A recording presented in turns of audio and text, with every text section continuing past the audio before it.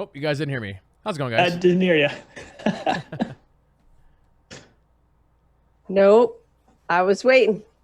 Hi. I was just about ready to type in chat that when I do these shows, like the number of buttons you have to click like triple.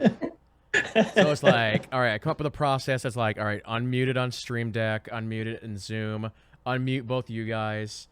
And it's crazy. It's crazy. But yeah, welcome to the PC Gaming Show. This is our second day of coverage of what should have been E3 2020.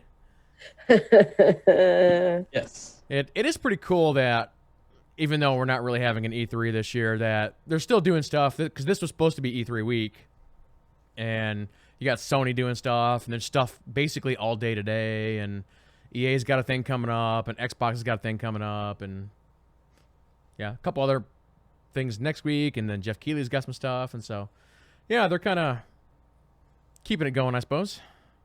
Yeah, and not just 1 week. I mean, I'm almost preferring it more where it's not the like fire hose to the face of news. You're able to take it, digest it, learn a little bit about it, and continue on and learn about the next thing on and on and on. Yep. For 3-4 weeks. I have the opposite opinion, although I can appreciate. I enjoy the majesty and the hype and the all of that stuff of E3 week. I guess I'm old school that way. We don't get an Academy Awards, and we don't get any of that other stuff. So E3 is like one of those I could actually put on my calendar and know they were going to bring out the big guns that week. So I can completely appreciate. I've seen many game journalists echo what Victus is saying, but I'm old, I guess. Mm-hmm. No, and I do see it, and we even mentioned it on, was it Thursday when we did the I think it was Thursday. Lose track of days now. I'm just home all the time. Yep. So we lose that little bit, that magic we have with E3, right? Where it's just a fanfare of a week where shows and orchestras and live events and excitement, and you can see everybody together and you're with them. So yeah, we lose that. So it's one of these things, right? Where you lose that, but you gain the other thing. So. Yeah. Mm-hmm. And like in previous years, Sony would live stream their show to movie theaters. And so you could get tickets to go to it. And I have gone for the last 3 years. And you actually get like a goodie bag. If you're one of those people that go to the show, we'd get like $20 of PlayStation credit and like a poster and a button. I got the Ghost of Tsushima button or pin that's metal, really nice, from one from a couple of years ago. And you go and it's this whole like, going to a show or a movie and everybody's like cheering and joking and stuff, and people shouting at the movie screen and stuff. And we don't have that. We don't have that for any movie really right now, COVID. Yeah. But just sad. A tear. Yeah. So as we're getting ready to kick this off, the timer just hit 0. The PC Gaming Show is kind of fairly new. This is only like maybe the 5th year they've done this. It's being hosted by Day 9 again this year. It's gonna be interesting to see exactly what this format is, but I don't know about you guys, but I don't know if I have high hopes for the show this year. It's like I don't know what they're gonna show. I don't like I said, I hope I get my RTS fixed. Just give me something of my mainstays RTS. I'll be happy. But last year Railjack went live. Oh, that's if right. I remember yeah. correctly. Yeah. For Warframe. So Warframe usually does something, but they've been pretty quiet here of late. So DE has, so I don't really know what's there is a community. If anything's going to come down that pike. So yeah. I think the thing that concerns me the most is, do you not like anyone else? Since you've got all these other events that are happening, so like there's already been 2 shows this morning, and there's another one after this. So, and those were also very PC based. It kind of seems like they're built an arcade in my basement. Spreading out what could have been in one show into like 4 shows. So, yeah, we'll see. I think that's also the side you are, what unintended gender you consequence are. of not having an E3 type event. That people are kind of deciding, oh, we're going to do our own thing. Oh, we're going to do our own thing. And we want to get some hype over here and, whatever. And you end up having multiple things like, after for example, Sony one, there was several games that were included in the Sony thing that are also going to be coming out on PC and also going to be coming out on Xbox. Yep. So I wonder if they're going to be shown here for the people who didn't watch the Sony show, if they're going to, redo some of those trailers here too. I don't know. It'll be interesting to see that. But Fun fact, the entire PC gaming show is being run out of that van right there. That's a pretty cool one. Middle of the desert. Using Starlink. Yes. With plastic around all the pieces, I guess. Is that supposed to be them like unboxing stuff? Is that what that is? Little robot dude? What is this? I don't know.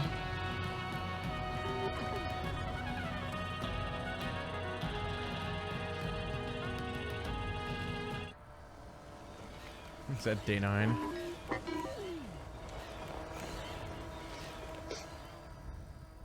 What game's that from? That guy? That was. Wastelands? No. Or was it? Yes? Was that Wasteland? That could be, yeah. Mm-hmm. We'll probably see Wasteland 3 today.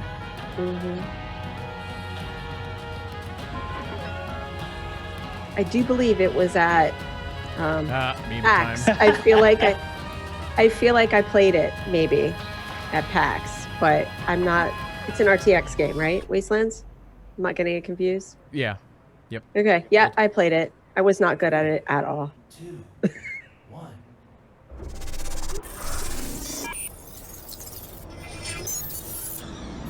I could pull out my notes. I actually got to talk to one of the It's developers. PC Gaming Show. For the next 2 hours, we'll show you 2 new footage hours. and announcements for more than 40 games, including the next game from Dean Hall, the creator of DayZ, the world-exclusive debut of gameplay footage for Evil Genius 2, Ruthless Combat in Mortal Shell, Everspace 2, There we go. Yeah, I want to see epic battles Aerospace. in a Total War Saga, Troy, Torchlight 3. What's coming in the next chapter of Elite Dangerous Mafia? That was actually Definitive shown Edition. earlier this week.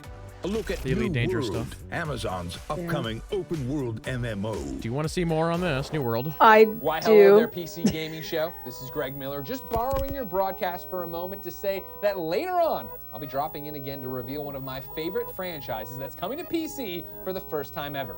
If you can name this tune, maybe you'll recognize what it is. Also, this stream is kind of See you later. quiet. Show. A little bit. Yeah. I'm having to max out. Yeah, I'm maxed out chat, so. And now your PC Gaming Show hosts, Day 9 and Frankie Ward.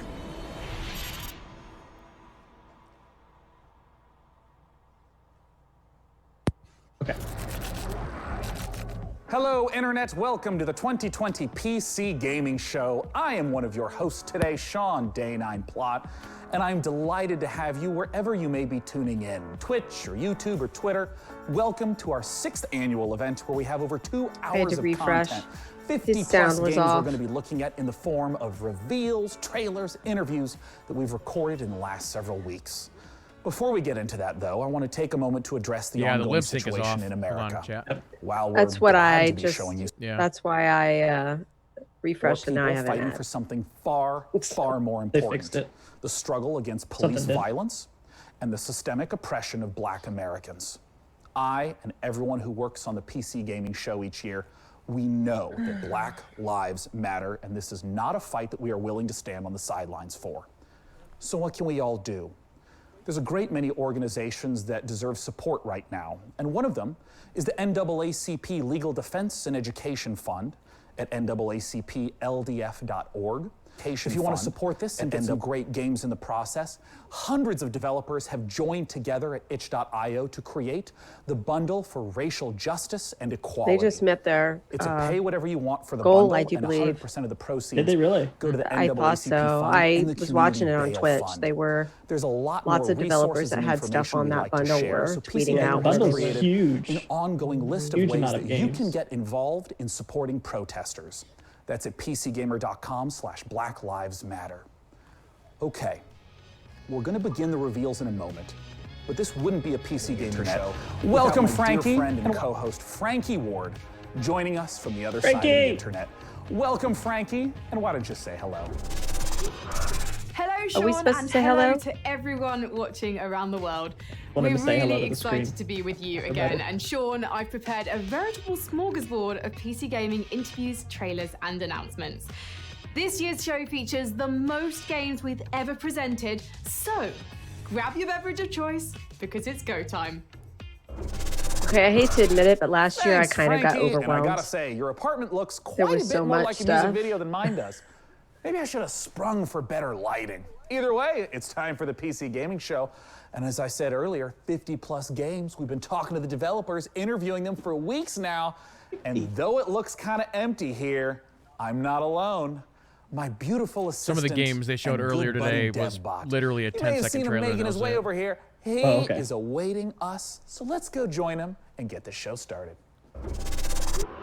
Is that like robot supposed to be his assistant? All right, Oh, Devbot, called what do we it. have for this year's PC Gaming Show? Yes. I've downloaded 50 game trailers and 10 interviews, Sean, along with a full report of the most secret gaming layer-friendly dogs, per your request. Australian Shepherds rank 4th among all dog breeds. Oh, well, excellent. Well, what should we play first then? Scanning. Processing. My readings indicate that the audience would like to see Vikings. Well, that sounds great. Then let's kick it off with Valheim, a Viking survival game where you'll Valheim. fight monsters, craft weapons, build and no. sail ships on an open ocean, all while exploring a procedurally Is this going to be the generated year the landscape. Vikings on? Show Is me that the what this game, is? Devbot. It was like a Viking survival game. What game? I'm intrigued. World premiere.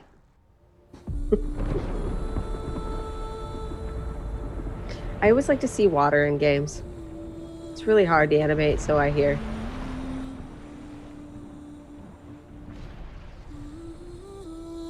Is Sea of Thieves still kind of winning that category? Best water? I don't know. I don't play Sea of Thieves. I'll have to like look. The Skyrim mods that you can get now. Ooh, a Yeah. lot of those are pretty awesome. Yeah. Skyrim ray tracing, that needs to happen now. It's amazing to me what this community folks can do, like for free in a game just because they felt like it. Yeah, I agree with that. There's been a lot of cyberpunk themed games this year as well. Oh yeah. So it's gonna be Vikings and it's gonna be Cyberpunk. Let's see. We'll have to see. That's true. There's been a lot of both of those, hasn't there? We have to. You need a counter, like like in the corner of your screen of how many Viking games and how many cyberpunk-ish games. Just like you remember like roguelite or roguelike games. Yeah, from we a did few like years Battle ago we Royale had. counters in the past. Battle Royale. Mm-hmm.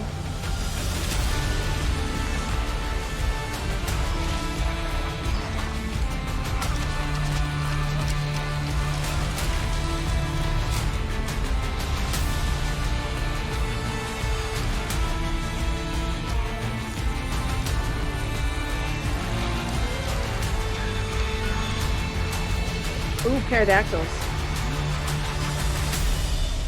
Got to see those in Horizon Zero Dawn too. Oh. The next game has been in the works for quite a while and is just about to come out. I've been following it the whole time, and if a game that features farming, creature collection, dance battles, and bears wearing pants sounds like your cup of tea, then it's time to put the kettle on and enjoy some Bears Ooblets. wearing pants.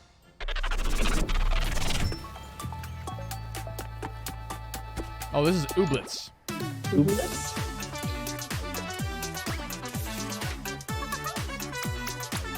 I would say this game has been shown at E3 like at least twice. Okay, but is it coming out? That's the question.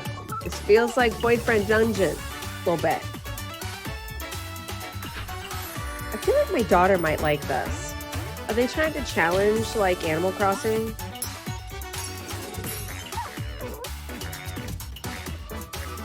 It's kind of like that one game that was shown at Sony that looks like Pikmin. Yeah. I get little like Stardew Valley mixed with Pokemon right now. Yeah.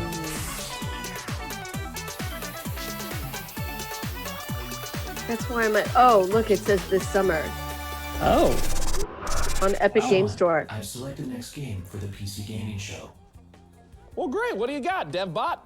The game is Torchlight 3, a cherished action RPG franchise that features a number of original. Yeah, Torchlight playable 3, they classes. actually changed the direction of this DevBot, game. You wouldn't have chosen this Did game they? because in Torchlight 3 you can play as a steam-powered robot, would you?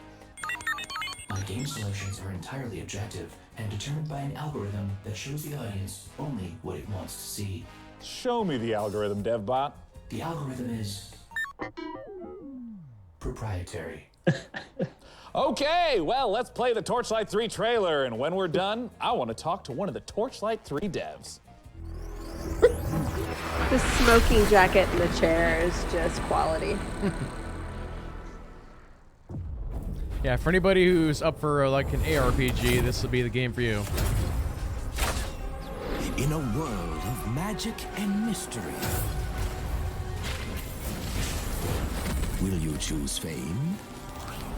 If memory serves, one of the big changes they made to this is they were going to do it as a games for a service, and now they're going to just do it as a buy once and you get everything. Good. Or the future of the frontier? Might still have like a cosmetic store or something, but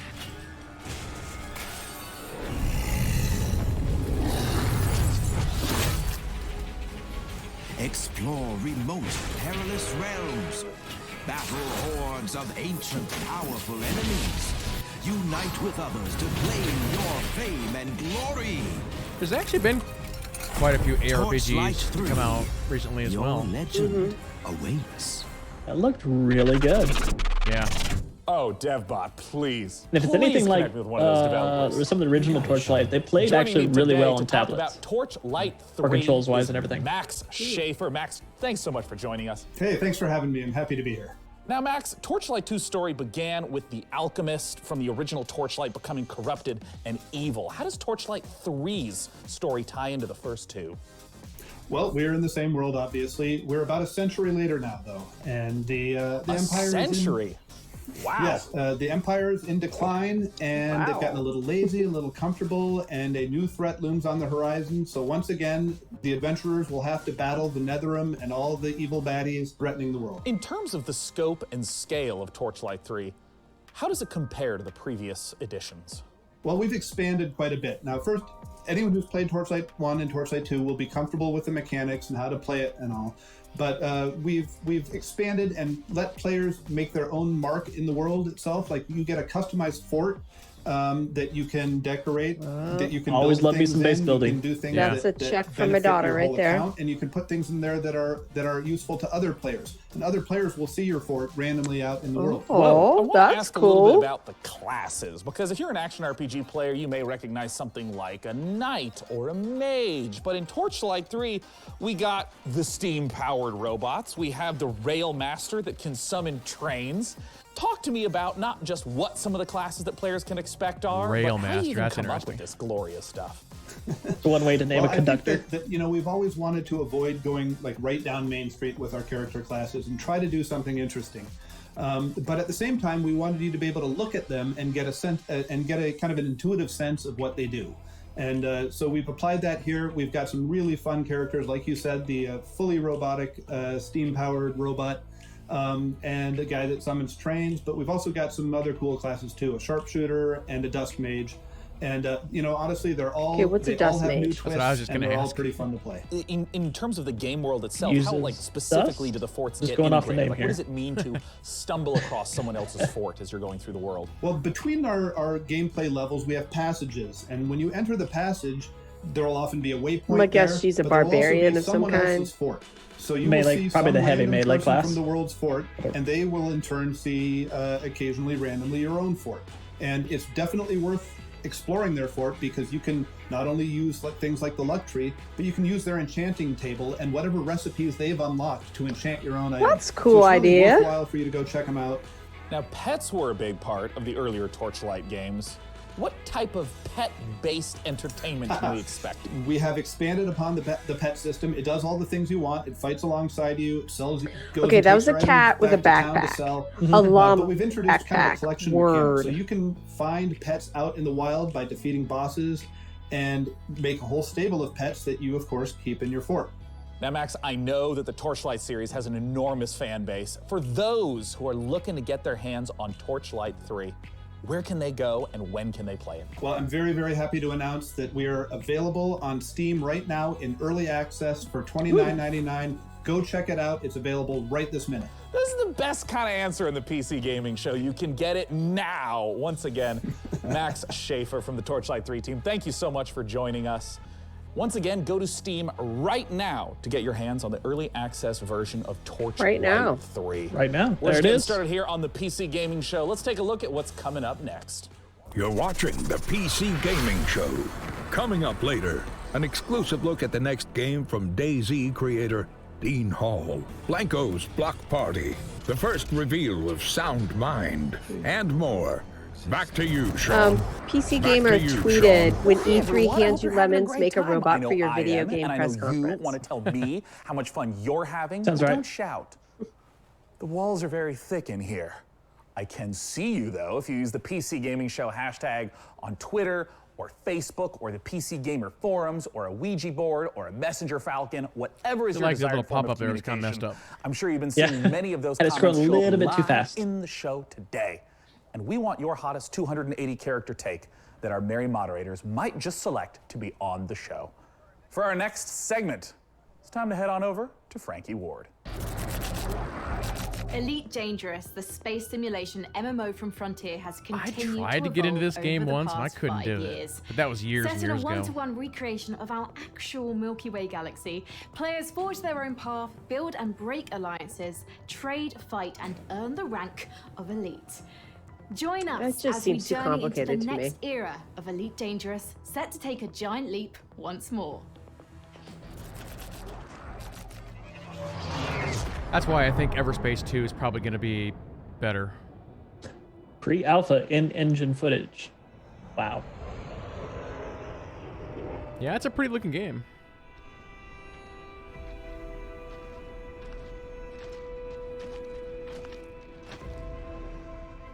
Yeah, they're adding the ability to land on planets and walk around. That's cool. I mean, this game is supposed to be pretty hardcore, right? Oh, yeah. Oh, yeah. It's I going to be know Star the Citizen general- before Star Citizen, Star Citizen. I know the general gist of it, but that is just not my... Okay, is that a repeat or is that just my imagination?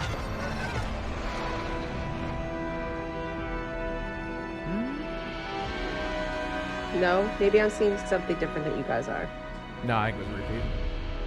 Okay. Just like get looped or something. Next year.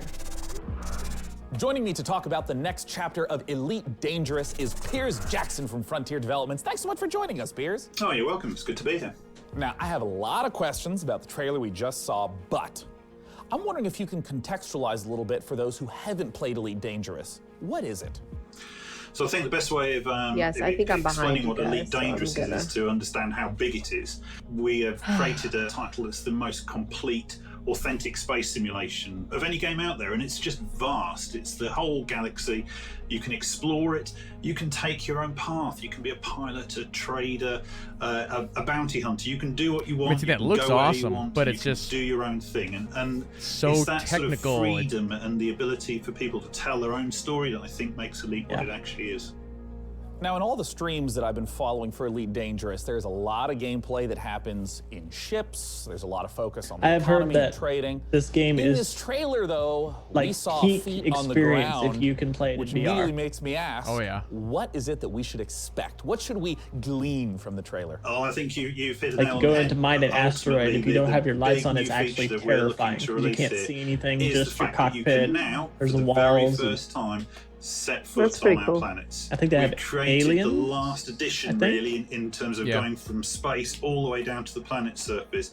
So now you can set foot, you can explore. And for those you who can in interact chat with the who might not know, environment. And we've this game's already taken out. This game has been out for like 3 years. mission-based gameplay, So and the they're idea talking of about an forging expansion your here. own path Yeah. and creating your own experience that the space game has, and we've transposed that right down onto the planet.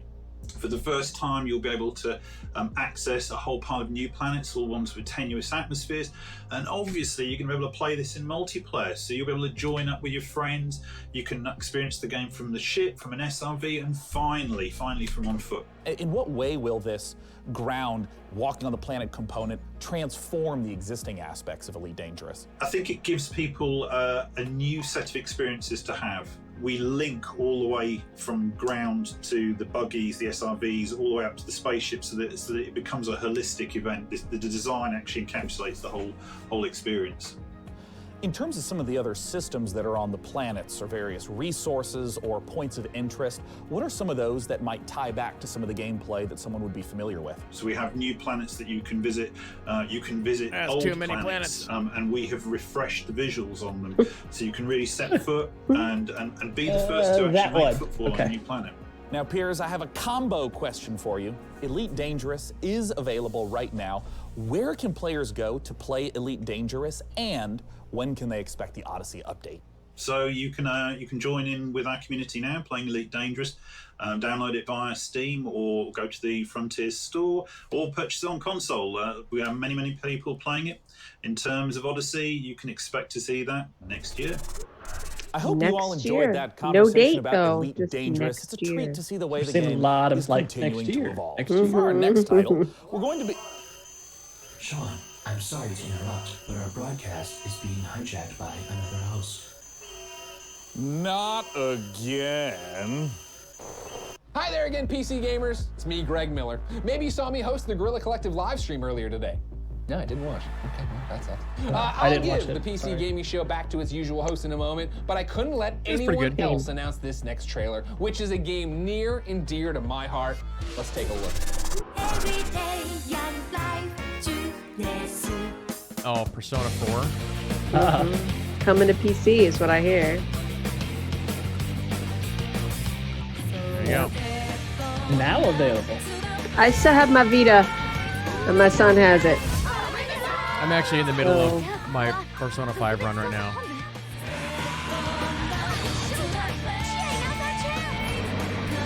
Game is so good.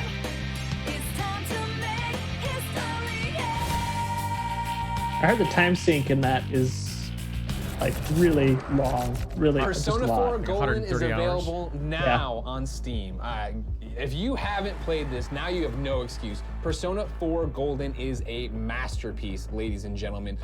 The story, the action, the characters, this is something you have to go get right now. It's been awesome to see Atlas Games make their way onto the PC. I'm glad this one is finally here. Anyway, I better hand the show back over to Sean before he gets mad at me. See you later, PC gamers. Well, that was weird. I thought this live stream was supposed to be secure. I'm analyzing the security breach now, Sean. I'm not sure what could have happened. Well, all right then. While we get this sorted out, let's head on over to Frankie. Our next trailer reveals an all-new psychological horror game coming to PC, PlayStation 5, and Xbox Series X early next year. In Sound Mind will challenge your expectations as it ushers you through the deepest corners of your psyche. It sounds like every night before I go to sleep, honestly. The game also features a chilling original soundtrack by The Living Tombstone. Courtesy of indie outfit We Create Stuff and publisher Modus Games, let's take a look at In Sound Mind. So far, they have not shown anything new. Valheim, was that talked about before? I'm pretty sure. I feel like I've seen this before. Okay. Yeah. Modus looks familiar. Oh no, I know we've seen this before. They say fear is just a state of mind. Xbox show? A locked door Maybe. that traps you inside it. But once you find the key to your terror, fear will no longer exist. What a bunch of bullshit. Nice. So basically this feels very much like a Silent Hill or a Resident Evil. More Silent Hilly. Much more. All about playing into fear. And it's a requirement to play in the dark, too. Yeah. First time I played the first Silent Hill, it was my husband and my dates. Dark playing Silent Hill. There we go.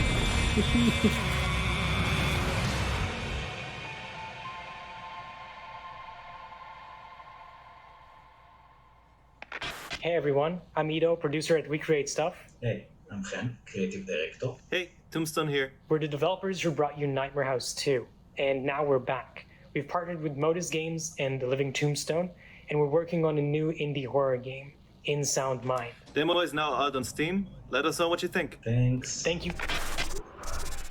So hey, DevBot, how did you get here today anyways? Well, Sean, my sleep state was interrupted when I realized I was late to this year's PC gaming show. So naturally, I panicked. I had to improvise about how to reach our undisclosed broadcasting location before you began the show. I tried some back roads in the desert. I am not an all-terrain vehicle, it was discovered.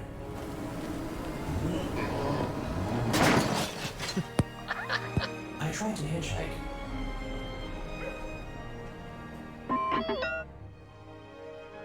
But ever since the 1991 documentary Terminator 2, no one in Documentary.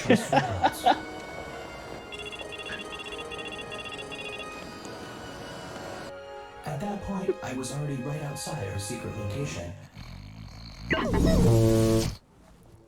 Cool. Hey, let's take a look at our next trailer.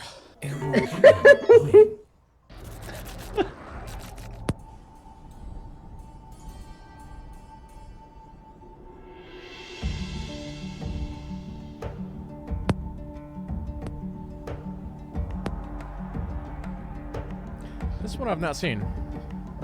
It's pretty. Okay, that's kind of weird. Getting like Civilization vibes. Are you Is this controlling like and- that one where you have whole cities? What's that book? Something Machines? Yeah. There's a movie about it, wasn't there? Yep. Mortal Machines, right? I think so. Engines? Mortal Engines, something like that. I don't know, something, yeah. Airborne Kingdom. You might be surprised to know that I enjoy real-time strategy games, and that's why I'm excited for our next trailer. It's Dwarfheim, a cooperative RTS, where up to 3 players can split up the work of building, mining, and fighting, working together to build defenses, machinery, and traps, train armies to fend off deadly trolls and rival clans. The Dwarfheim demo is live right now on Steam. Let's see what the game is all about. Ever since the fall, dwarven clans Another live Viking. scattered across Yeah. Agartha. They toil every day in the See, now dark this is and down dark. my alley. They try to protect Y'all what enjoy. they have from rival clans and the vile creatures that roam these lands. Your clan needs you now, chieftains, to lead your people. This would be a good game to Choose your stream, I would think, if classes, there's 3 guide people. your builders and miners to expand your kingdom, or take up arms with your warriors to protect I'm liking our that town it looks like halls an and in-depth conquer material your management enemies. system. Bring us to victory! Base building, Bring army us building. to Dwarfheim! Dwarfheim? Okay. Co-op RTS. Next generation of co-op RTS. The beta starts the 19th. All right, you two get up on that. Thanks, Sean. And Done. now let's Okay. take a look at the lineup of games and game updates coming from indie publisher New Blood Interactive.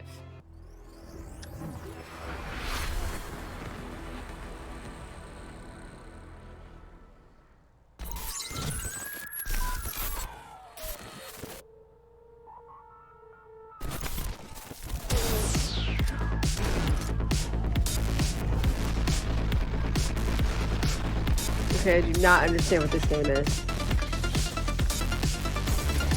First-person shooter of some kind. It's like they're showing like 3 different kinds of games. So this game's already been shown twice today, or once today. Okay. Dusk.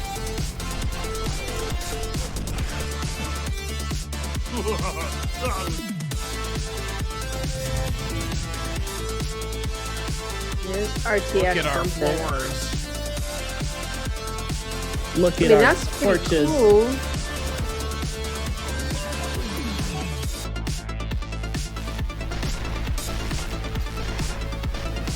It's a very 80s name. Kind of an 80s look, frankly. Yeah. I got a little Doom feeling right now. Every single one of these, yeah. Doom-like.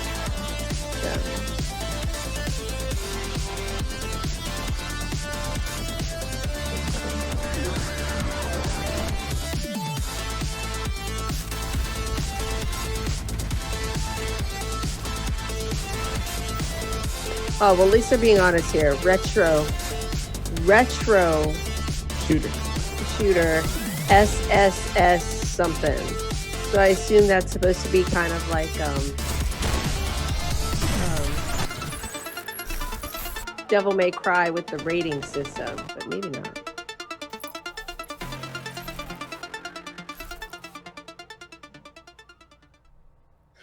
We hate money. That's quite a lineup from Nice. New Blood, and with us now is the Said New it Blood was free to play a CEO, little Dave earlier. Oshman, to talk about. Dave, what the hell was that all about? Yeah, so we got a lot going on, right? I mean, some guys come out here, they show like some cinematic trailer and then tell you it's coming out in a year. We got 6 games and you can play all of them. Okay, this dude We wins. couldn't afford to do a cinematic trailer if we wanted to, right? So yeah, Dusk, now with mods. We couldn't check them afford out it at if we wanted to. duskmods.com. All kinds of crazy.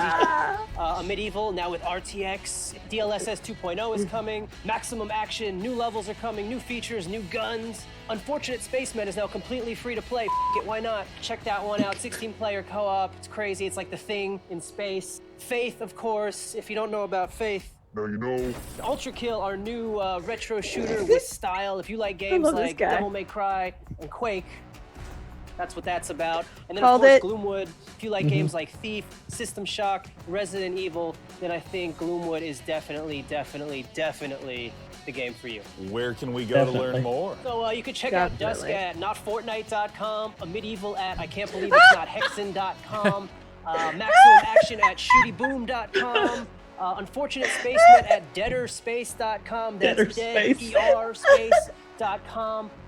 Faith at GaryLovesYou.com, Ultra Kill at DevilMayQuake.com, and then of course Gloomwood at ThiefWithGuns.com. They're probably all that's redirected we to the got. same 6 site. games, you can play them all right f***ing now. We love you. And we hate money. Thanks, Dave. Let's see what Frankie has for us next. This dude's awesome. That's like the best so Thank far. you, Sean. Now tell me, PC gamers, have you ever wanted to rewrite history? Not your browser history, that's easy and absolutely vital, but how about something grander, like discovering America, mastering flight, or inventing the computer a couple of hundred years earlier? Humankind is an upcoming historical strategy game where you'll be combining I've up actually to seen this one. 60 different cultures to create a It civilization. looks really good. It's like a that's as Civ unique as upgrade, you are. kinda. And as with all of their previous titles, Amplitude is asking the community to participate in the development of Humankind to help make it the best game that it can be. Let's see how they're inviting PC gamers to help build this worldly game. Yeah, when you see this, you're gonna be like, oh, this looks like Civ.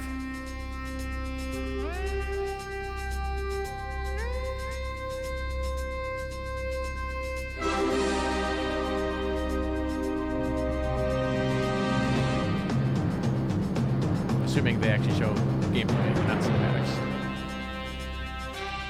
Although it's pretty.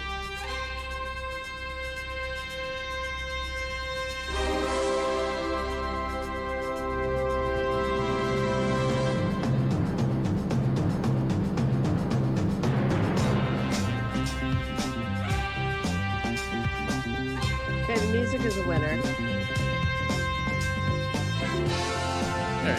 That's what it looks like. Wow. Yeah. Okay.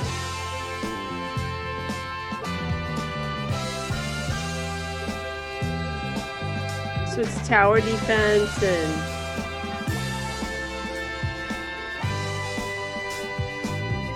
army building. I don't play these games in general.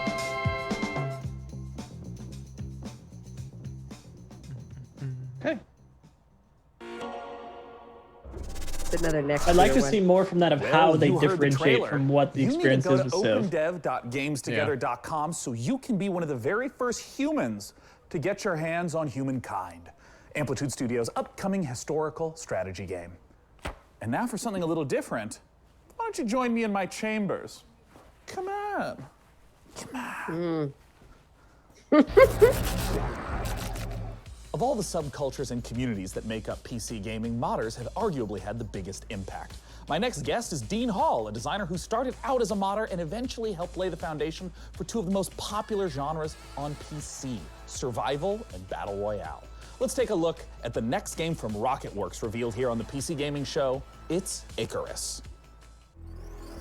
I want to say I've seen this one too. Yeah, the name sounds familiar.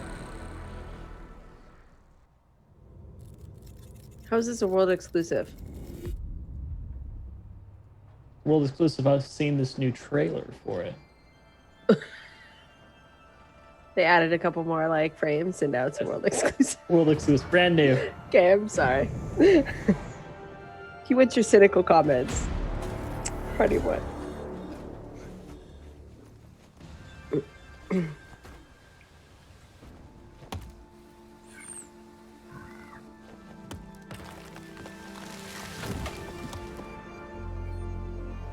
There's so many games out that are like this.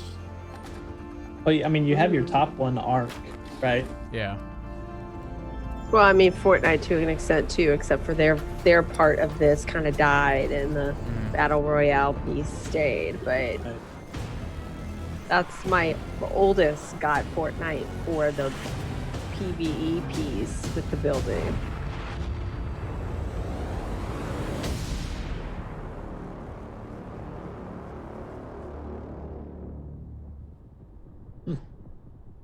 So it's like exploration and base building. Yeah, it's like a That's what I'm survival getting at. game. Joining me to talk about Icarus is Dean Hall. Dean, thanks so Don't much run for out of joining food. us. Awesome, it's great to be here. So, Dean, you're making another survival-focused game. What makes Icarus different from other survival titles? Well, I think if you think about your first hour in DayZ, your first hour in Minecraft, really what we're trying to do is capture that and then basically build a game where you can do that over a long period of time and you can progress through the survival experience. So it was really getting back to the roots of what a survival game is and what makes those I don't know, but it's moments pretty. that you get in them really intense and emotional. See that over If you there? could That's just my walk me yacht. through like the basic loop. If I should open up the game, do I I start mean, out he on the sounds ship like he's got an itself? Aussie accent, so If he you think could be about in the Australia. little station I was as gonna your go apartment Australia. in GTA, you can But he invite could your also friends be in in and prepare for what we California call a drop. somewhere, too. And then you select a prospect. And the big challenge of the game, and the way to fail it, I guess, is to run out of time on the drop. Let's say I'm on a 30-minute mission. I have a particular resource I've set out to snatch up. How does the gameplay of that 30-minute period differ from other survival games? I suppose there were three key things that I felt needed to be addressed before I made another survival game.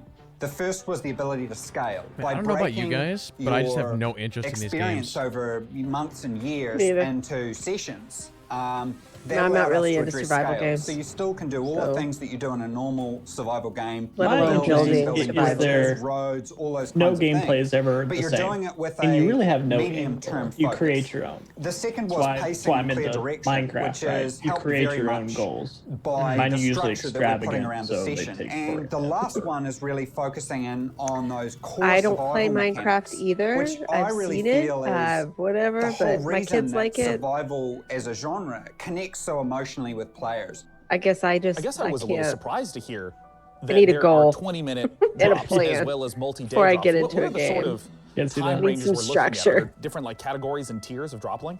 Yeah, so it really depends on your level as you progress through the game. So early on, we're really just introducing you to more safe environments. So say a daytime drop that only lasts 20 minutes. You're only going to be facing the game during the day.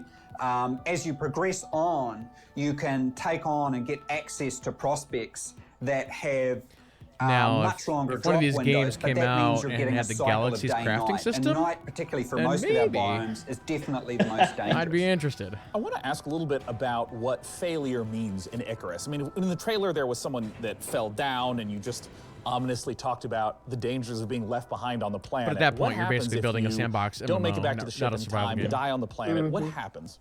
If you think about DayZ, when you get shot, it's a very binary event that happens and there's nothing you can do, it's just over. And there's a certain charm to that. Everything's gone. Yeah, there's a certain charm to that. But I think if we look about... charm. Charm I like your use to of the word that. charm there, for sure, yeah. Yeah, like... Charm to there- losing there everything that I definitely just is, worked but so I hard to think get. With Icarus, we've chosen Yes, I one love that every failure time that state. happens. If you run out of time on your drop, that character and all its equipment is gone. Yeah. So we wanted to make that terrifying, and that's why our tagline is, there are worse fates Charm than to death. that too. So it's getting left behind. If you miss your rendezvous window with the orbital station, then that's it. Everything that you've deployed on there, your character and all that progression of that character and all that equipment is just gone. And that's our one failure state. If you run out of oxygen, someone can come and revive you. If you get attacked by this particular animal and damaged, someone can heal you. But if you run out of time, it's over. I'm curious, I mean, there's so many elements. There's so much ambition. I know there's a lot of PC gamers that maybe feel like you abandoned DayZ, other projects. What do you have to reassure those people that you're committed to Icarus? Well, I think a big thing for me is you know, Bohemia was an existing company, and I definitely felt like I was pulling them in a direction that was hard for them to go, and they probably felt like they were pulling me in a direction that I didn't want to go. And it's really been a bit of a struggle for me to develop and not only the studio, but myself as well. There was a whole bunch of things I had to learn. I had to learn many of those things through failure. The solution there was to make sure it wasn't just a Dean Hall game, but it was a game built by incredibly skilled people. And we managed to assemble, I think, definitely one of the best teams I've ever Persona worked with. 4 Golden is officially up on exceptional Steam. concept team, People are reporting very it. good technical and production team as well. Well, I know there's a ton of people that are I'm just checking interested Twitter in my for very news right next now. question, my favorite question. When can people get the opportunity to play Icarus? That is a good question. So we're looking at sometime next year. Our development is very advanced at this point. You know what? Our R2 I biggest said the same question thing. really is content. So, you know, we're making the game free to play because we wanted to maximize the number of people that play So it. then where's the And monetization? we're acutely aware a number of our former staff are ex-Grinding Gear Games who made Path of Exile, very talented in the free-to-play area. So we're very cognizant of how Yeah, I much mean, content PoE we has need got to one of provide the gamers. best free-to-play So at models the out there. moment, we're really sort of heading into true. that. Well, Dean, thank you so much for taking the time to talk to us. Awesome. We really appreciate it. Thank you. Once again, that was Dean Hall from Rocket Works for the upcoming survival game Icarus. For our next game, let's head to Frankie. When you're an evil Guinea pig. supervillain, it's important to have your own sense of style. I half thought that was stuffed. I was like, Evil Cat I want that to Sidekicks be were real. so And he, 2019. it's awesome. Evil Genius 2 asks players the question, how would you design a supervillain fortress? Would you build a pool filled with laser sharks, or would you just give all the home appliances RGB lighting? Here's the All the above? world-exclusive first gameplay footage of Evil Genius 2, World Domination. I know some people are really looking forward to this one.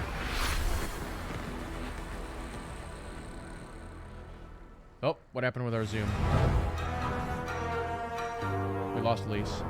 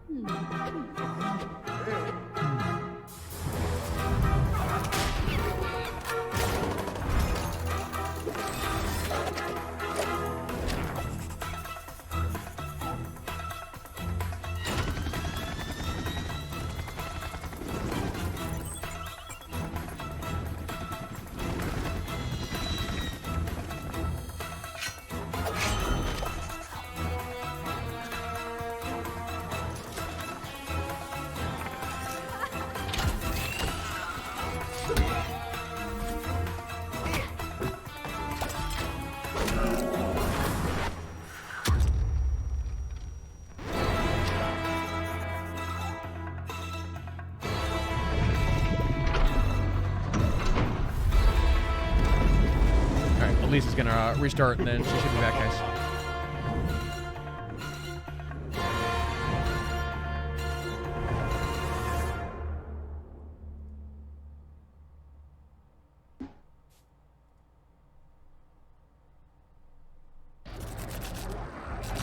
We are about to see the first official gameplay footage for Godfall on PC. Counterplay Games is going to give us a guided tour of the battle for Aperion. And keen observers will notice that this is running in Unreal Engine 5.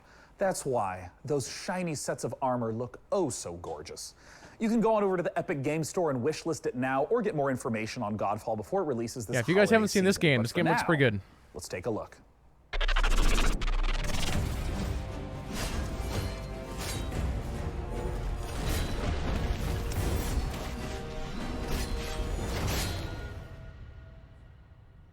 Hello, my name is Keith Lee, and I am the game director for It's so Godfall. pretty. On behalf of Counterplay Looks Games, so good. we are very excited to share gameplay with you today and to offer you a glimpse into the mystical world of Godfall. Please enjoy. Godfall is still in development, so some things will change and improve in the final product, including visuals and performance. Godfall is set in a brand new high fantasy universe filled with heroic knights, arcane magic, and forbidden realms. The world is split up into the elemental realms of earth, water, air, and fire. Earth, fire, wind, You water, play heart. a Valorian knight, a godlike warrior able to equip valor plates, legendary armor sets that transform you into unstoppable masters of melee combat. As you adventure through the realms, you'll get to tear through enemies to challenge a mad god who awaits you at the top. Throughout your journey, you'll find ancient valor plates lost in time, each with their own characteristics That looks and so long good. history. Now let's talk about gameplay in Godfall. First, our team wanted to do something different. We wanted to combine action RPG loot progression with third-person melee combat to create what we think is a whole new genre, the looter slasher. Our game is therefore one part gear-driven and one part player skill-driven. In other words, not only do we want you to find exquisite weapons with powerful loot traits, but we also want you to have that feeling of accomplishment for mastering the wide set of combat mechanics available to you in Godfall. What you're looking at now is a mid-boss fight, a tougher challenge which we'll have to leave for another day. Jeez. Please check out the Godfall channels on Twitter, Facebook, and YouTube. Thank you so much for taking a look at Godfall, and we'll be showing you more soon.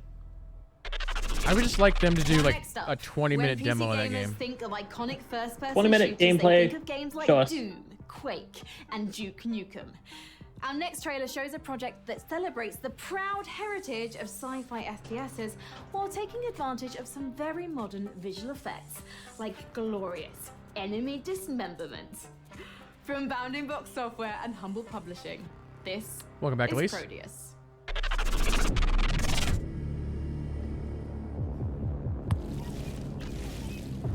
Am I here? Yep, we got you. Okay. Well, that was weird. Sorry, everybody. While you were away, they showed Godfall. That's a bummer. Although I did get to see some of it on Thursday, so did they show anything different? No, not really. I really like it. The first one was cool, and then the last couple, I'm kind of like, I think I need to just see it. Kind of liking this Pixel Doom. Maybe that should be another category. Doom-like. I mean, I think that one will be winning because of those like 6 that were back to back to back.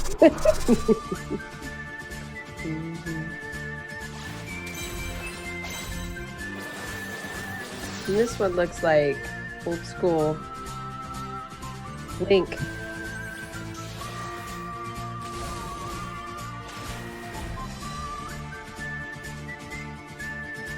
Explore a mystical world where you catch all the Pokemon.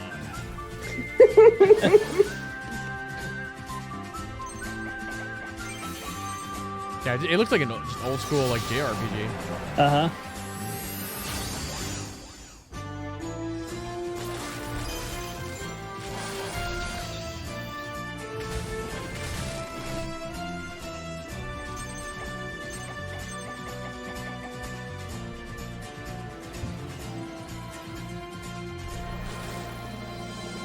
Tactics. The girl who destroyed the world. I love the look of that last one. Faye Tactics is set to scratch that isometric combat itch that I know a lot of us have been feeling ever since we played Final Fantasy Tactics back in the 90s. All right, but we're not done with Humble Games yet. Their lineup, as it turns out, isn't all that humble. We're gonna take a look at 2 more games from them. Project Wingman, a jet fighter game featuring RPG elements and VR support. And rounding things out is Carto from Sunhead Games, a gorgeous top-down puzzler. Let's take a look. Darth Alru, what's frozen? Everything looks good on my end. It's not me. I don't know why the Zoom crashed, but it crashed on me. Okay, this is cute.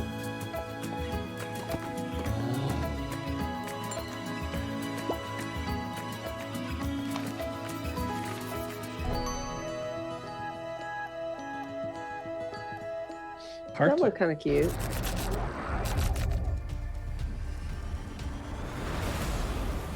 Top Gun, the game. I'm gonna laugh is actually what it is. Ace Combat 14.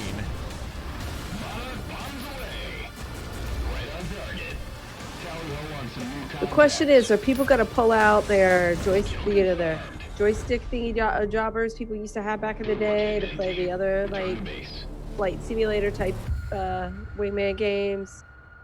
So they can dig those out. I mean that's really the only way you can play it. Right. Right. Have you ever wondered what Gordon Freeman's voicemail message sounds like? Sean, that is an intriguing inquiry. However, something is wrong. I'm receiving an external transmission.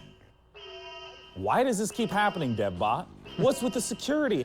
Have you upgraded to Service Pack 2 yet? The transmission is coming from a powerful space satellite. I love this. That's perfect. Greetings, PC Gaming Show. It is I, your supreme leader, Kane. Man, Commandeering this broadcast to deliver an important mission. Yes. You must capture Please. the GDI base marked at these Kane. coordinates. This is a strategically significant visit. I'm just kidding. Just kidding. It's me, Joe Coogan. And I can take over this broadcast because I do what I want. Look, you know Command & Conquer has been a major part of your life. It's certainly been a big part of mine. The Command & Conquer Remastered Collection recently launched. Give me for Red Alert PC, 2 Remastered. And it is an awesome way to Please. relive this classic game with a bunch of new bells and whistles. I mean, who doesn't like 4K graphics, quick matches in multiplayer, or modding, am I right? I personally want to send a big shout out to all you PC gamers who have kept the legacy of Kane alive over these last 25 years. That's awesome. I mean, I live in death, I guess. Thanks for letting me interrupt, and I hope you guys enjoy the rest of the show. For the glory of Nod! Tell me, PC gamers, do you have any rare action figures? Perhaps you're one of the lucky owners of an out-of-print collectible. Wanted something you'd new never from trade Command & away Conquer, in a like- million years. Come on. Our next game is a celebration of toys and art. On its surface, a game about collecting, customizing, and trading, but it's also a highly social playground for creativity. One where you can make your own levels and gather with your friends to hang out, play mini games, and create together. This is Blanco's Block Party.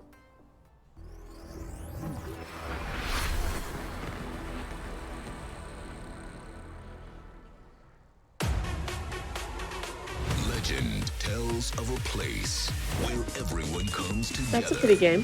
To play and dance and race and shoot and jump and fly with jetpacks or maybe bat wings. And there's lava and a mountain made of junk food. I'm hungry. Can we not talk about junk food? And have your own adventures where I'm about ready to call my kids down here and bring me some popcorn or something. I'll mute. Watch all this. come and play. Like this one here. Yep, them too. And I don't know what that dude is, but he is cool. What? They're all toys? Come to life, and I can actually play with them and own them all. That's f***ing sweet. But you see, this place isn't a legend at all. It's a party.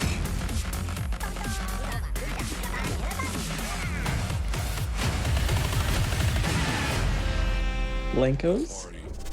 Here to bring us the inside look at Blanco's Block Party is Jamie Jackson from Mythical. Jamie, thanks so much for joining us today. Hey man, thanks for having me. I would love if you could just address what is Blancos? Blancos it's a game about vinyl toys kind of coming to life and where they go when a human leaves the room.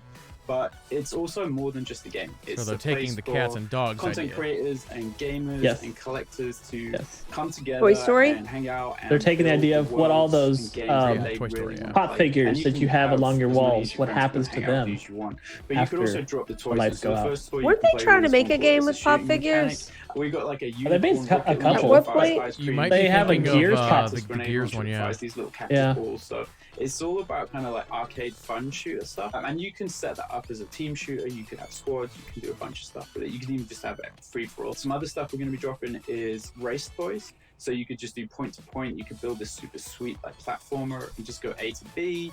You could do laps. And then another one is, because Blancos, they all survive on good vibes. That's kind of what powers them. So another one you can do is actually just a vibe collection. And what's kind of super cool is all of those toys work with each other. So you could build a race and then you could drop some guns in it and it can be a race, but you can pick up guns on the way and try and knock each other out.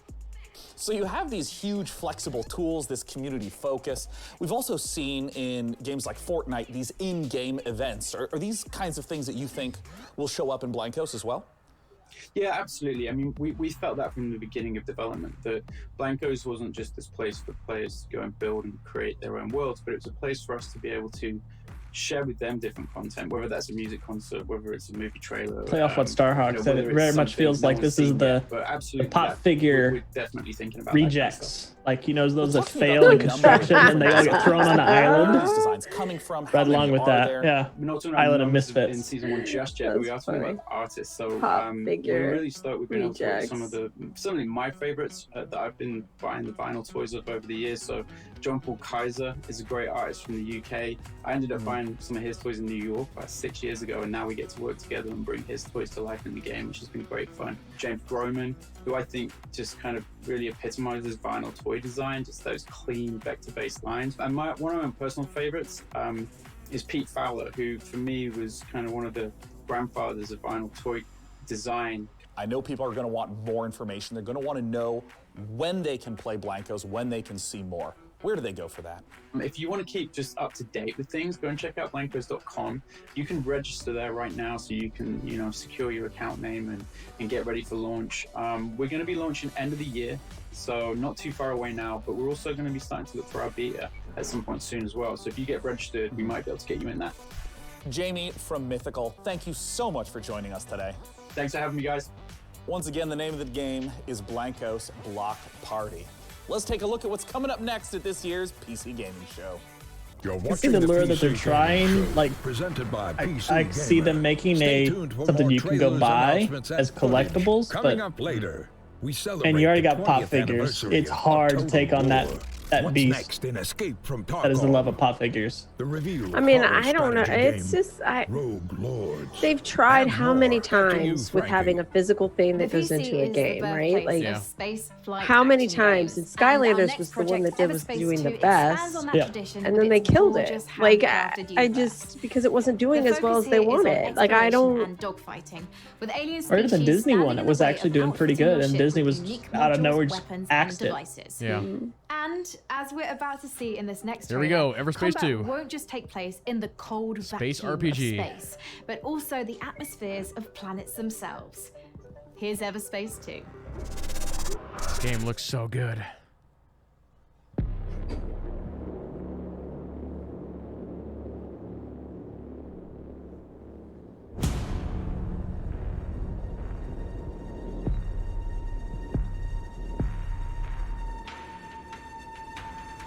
It is pretty.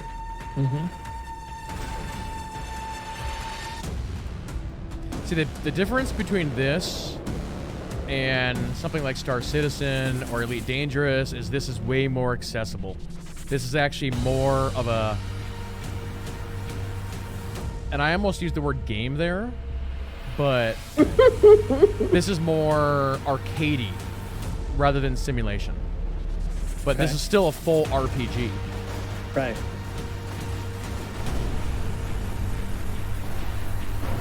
Man, that landscape view and everything. I mean, that's movie quality right there. I mean, this is really pretty.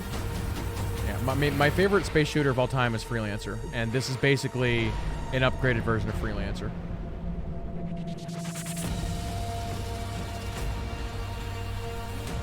Single player? Yes. I don't know if it's multiplayer or not, but definitely single player. Okay. You like build your ships and customize parts, and that's really cool.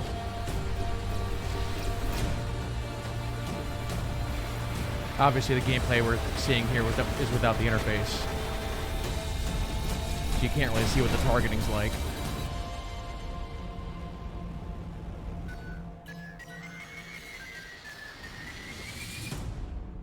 Oh, Wow. closed alpha. You 2 have to get up days. on that. You have to get up on that there, Kidley. See if you can get into that closed alpha. Might be exciting.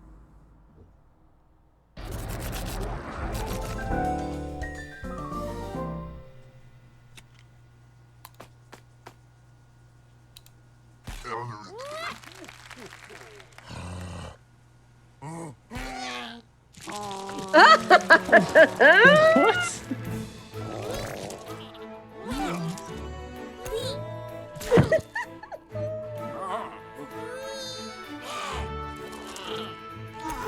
I feel like this was the original concept for Darkest Dungeon. I'm seeing, what you call it, the stick of truth. Illuminati? Illuminati? 2D stick of truth. PC gamers, I'm sure you'll agree. There was fart If attacks in a that horse game. shows up at your door saying. and you don't remember ordering a horse, Then it was turn-based. it's probably best to keep the door shut. One of the coolest things about a Total War Saga Troy, the next game from Creative Assembly, is that it will enable players to experience multiple different either of you ever versions played any of how Total the War games? iconic battle went down. Oh, yeah. Including several explanations. I haven't played any for of these what that sagas, mythical horse actually was. but Total I'll War get the door Rome, while you watch Rome the latest 2, trailer. Shogun. Definitely the Warhammers. Cannot recommend the Warhammers enough. I know of all of those things. I just don't play them. It's not my. In Total They're War not Saga my. Troy, Not my you speed. can rewrite the events of one of the greatest conflicts ever told, the Trojan War. As Odysseus besieged the legendary city of Troy in 3 ingenious and equally devastating ways, all based around prominent theories from throughout the ages as to what the iconic Trojan horse really resembled. The walls of this city may appear to be mighty, but no defenses are impregnable. Okay, that's the dude who does voice of in Dragon Age. Fight to the walls. Which one? The time before this one. Trojans top and force them back into their pitiful city.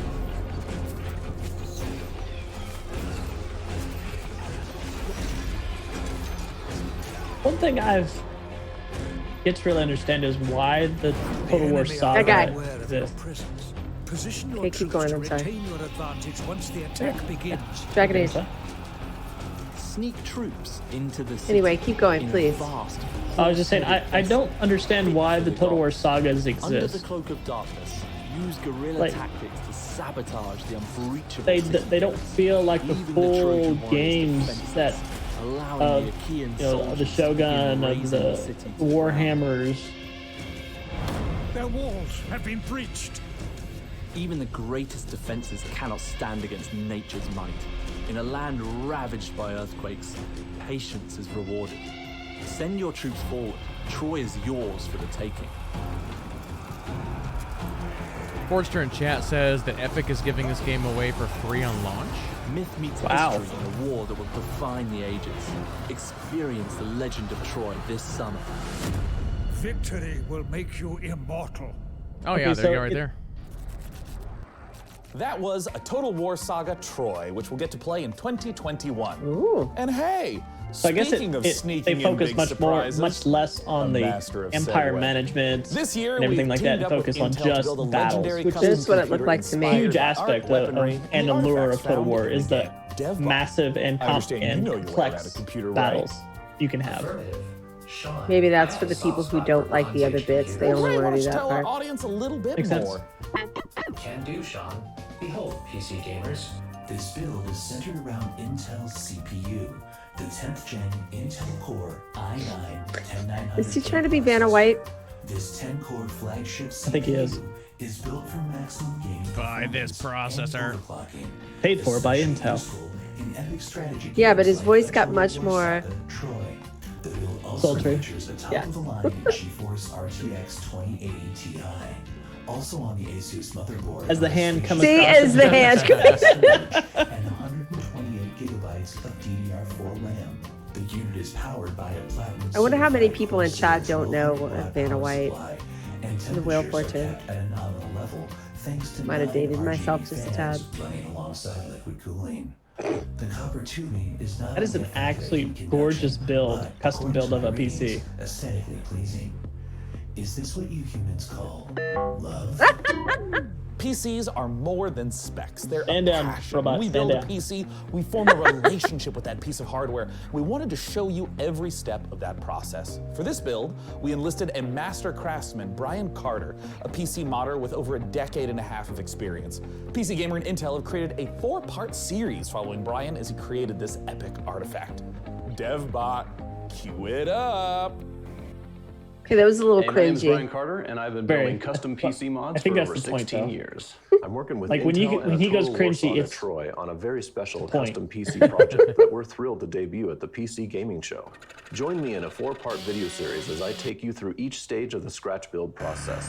We begin with the inspiration and design phase, where we figure out how to take the amazing design assets from a Total War Saga Troy and functionalize them to house our best-in-class components, like the 10th gen Intel Core i9-10900K processor.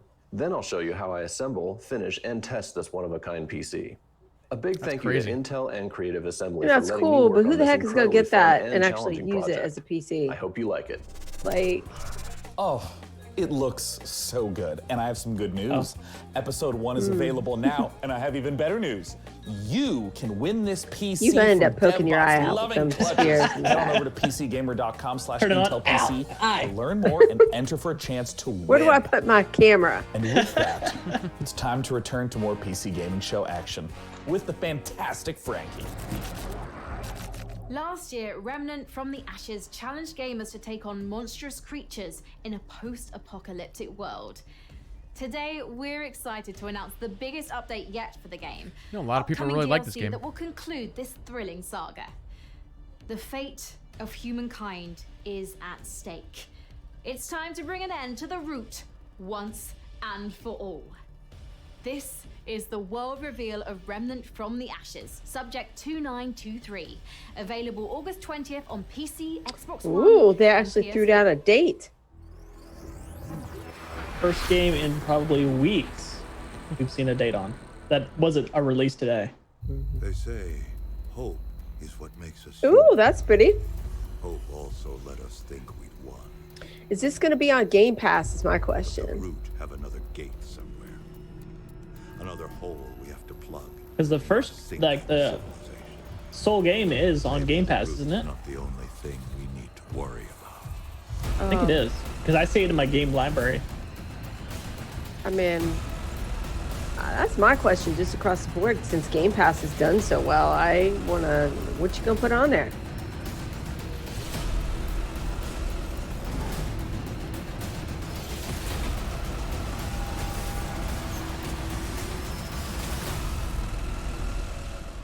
Doesn't say, sadly. The new Remnant from the Ashes content looks fantastic. And you know what else is fantastic? Hearing the opinions of strangers from the internet. Nothing makes my day as much as hearing what's inside your mind. So please use hashtag PC Gaming Show on whatever your platform of preference may be, and you just might have your comment show up live on the show. Now for our next title, we have to look at classic remasters. Capcom has been updating the original Resident Evil games, and in the same vein, 2K is now updating Mafia. The original Mafia trilogy is getting a full definitive edition remaster, with the original game, the 2002 Mafia, getting a full ground-up remake with 4K support. Wow. We got a brand new trailer for you, so let's take a look at Lost Heaven 2 decades later. Hey, Tommy. Detective Norman. How long you been in town? 3 years. They handed you the Morello case. Right out of the gate. That's what the paper says, ain't it? And what's it to you? Case must be getting pretty cold by now. Or you got something might warm it up? Yeah, I might have something. Woo. Ooh. Yikes.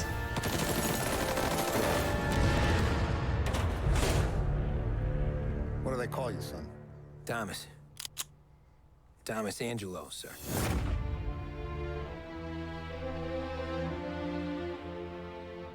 Pretty game.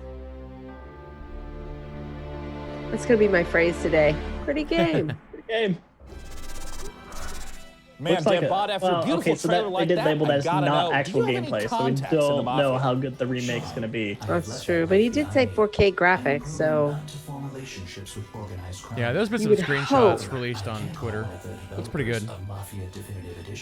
Well, fantastic. Let's ring him up, DevBot. Joining me to talk about Mafia is the president and CCO of Hangar 13. It is Hayden Blackman. Hayden, thanks so much for joining us today. Thanks for having me. So for people who haven't played the original Mafia, which is a 2002 release, talk to us about this game. Mafia, the definitive edition, is a complete I mean, 2002 roundup to that? remake of Mafia from 2002, which is Yow. a seminal game that Wow. really launched the Mafia franchise.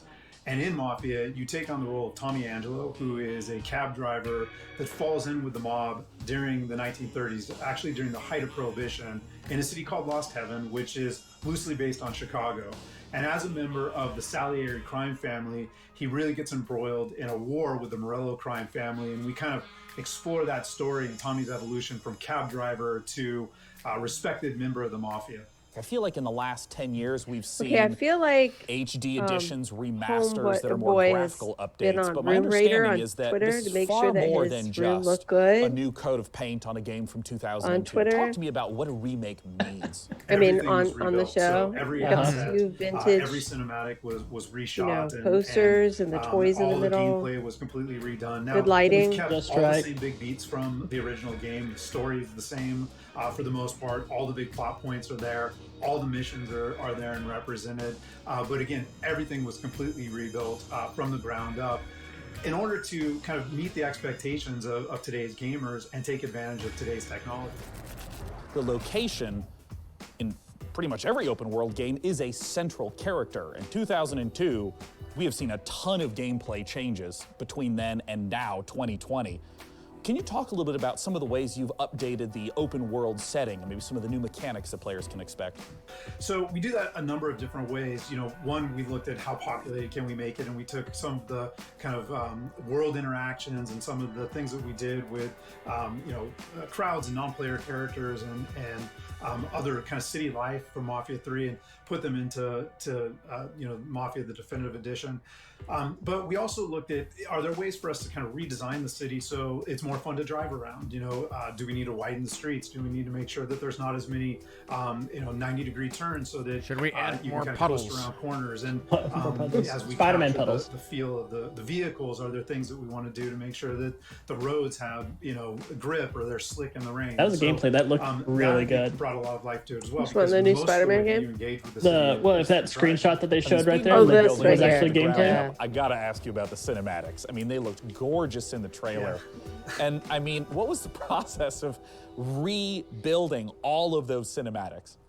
For us, it was really, how do we recreate these, again, taking advantage of some of the cutting edge stuff that we've been doing at Hangar 13. So, we have, really great facial scanning and likeness capture technology, a state-of-the-art mocap facility. So we really wanted to take advantage of that for, the Definitive Edition. So we did go in and we rewrote all the cinematics, again, to add some of that language and add some of that character development and maybe some of that clarity that we were going for without losing the essence of each moment. Well, now it's time for my favorite question. Yeah. When can we play Mafia Definitive Edition, and where can people go right now to learn more? Sure. So we are looking at an August 28th launch date, and we still, have a ways to go. And Ooh, August 28th. Polish push right now, but I'm really confident, really bullish in that date right now. If you want more information, you can Yeah, go I think to between mafiagame.com. this week and next week, the fall is starting to fill up with dates a little bit. Thank you so much for joining us at this year's PC Gaming Show. Once again, Mafia Game. And I think when we see that Xbox event in for our next title, it's time July, to head on it'll over add to a bunch more dates. Sean, next up, it's one of those games that looks so pretty, we just Someone had said to I'd show like it to win you. GameBot, please. Ever wondered what Slay the Spire might be like with Tim Burton at the helm?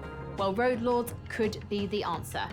It's being jointly developed by Cyanide and Leica Studio and sees you building a team from storybook psychos like Dracula, Bloody Mary, and Baron Samedi. Makes all the more sense when you realize you're being employed by the devil himself, a job that has my name written all over it. The game is out this October, and we've got a brand new gameplay trailer. Hi everyone, and welcome to this exclusive gameplay reveal of our new title, Rogue Rogue Lords. Yeah, I don't think I've seen this forward, and we are very excited to share some It's out this in-game October. elements and combat mechanics for the very first time. Oh, wow, that's Rogue pretty Lords is a too. rogue-like Like the game. art style. That You stylized. play as the devil. You have to build your team with legends of evil and lead them in runs. Feels through kind of, multiple events and fights. After a terrible The defeat look reminds years me ago, kind you're of finally Diablo, coming back but with it's your not most the gameplay, faithful but- disciples to wreak havoc and terror in a world unbalanced after your long absence. The combat is turn-based and strategic. You will need to build your set of skills through your run to be prepared for any threat, analyze your enemy's next attacks, and create combos to secure victory. Every skill costs action points. Okay, that is really pretty. How to make the best of them Yeah. each turn. When one of your disciples becomes vulnerable, your own health bar is exposed, which is persistent during the entire run. If your health is reduced to 0, your run is finished. In Rogue Lords, you are the devil, so you don't have to play by the same rules as mortals. When the situation becomes tricky, you can use souls to play with the interface and change an enemy health bar, What? for example. This is an expensive trick to use, but very powerful and useful. In the Okay, most sorry, I had to vote in the difficult poll. Thank you for watching the video. Stay tuned for more info coming soon. See you 2021. next time. That is beautiful. If you're a big fan I'm- of roguelikes, you know they're known for two things: procedurally generated worlds and permadeath. Our next game, Unexplored 2, puts an interesting twist on these ideas. What if your character's demise changed the game world itself, altering it for all of your future playthroughs? From developer Ludomotion and publisher Big Sugar, this is Unexplored 2, The Wayfarer's Legacy.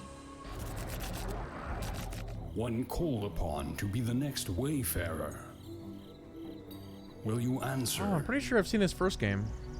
when tasked to take your place in a long line of heroes? Will you waver? When challenged to forge This your one's pretty legacy cute. out of strife, I like this hardship, art style and as well. magic, will you be victorious? Puzzle solving, like it. This is our world. It is your burden. From beyond the gate into the First Valley, there is no return. Will you be ready? Beta coming soon. The latest update for Dauntless is the most That's the one ambitious thing I really do chapter like yet about the for this PC Gamer online Show. You get a free-to-play lot of times RPG. all these In betas, Call of the Void, players which is unravel nice a for mystery people who surrounding wanna an see what they ancient like- look civilization, like. culminating in a showdown with a new otherworldly behemoth. And as a nice little bonus, if you go to playdauntless.com right now and use the code PCGamingShow2020, you can get some Have either of you free tried Dauntless? in-game rewards. Nice. I have. Let's take a Yeah. closer look at this update that's available at now PAX. in Dauntless. Yes. This is Call of the Void. Don't know if that counts. Yeah, it's for a free-to-play Monster Hunter. It's pretty good. Yeah. They have a ton of ex-BioWare folks. A ton of ex-BioWare folks that are in the studio. Really?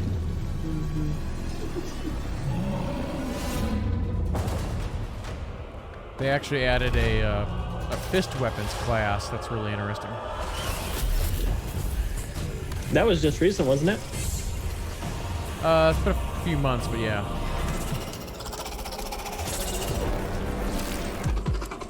I think it's doing okay. At least that's what I had heard, that Dauntless is doing okay. Oh yeah.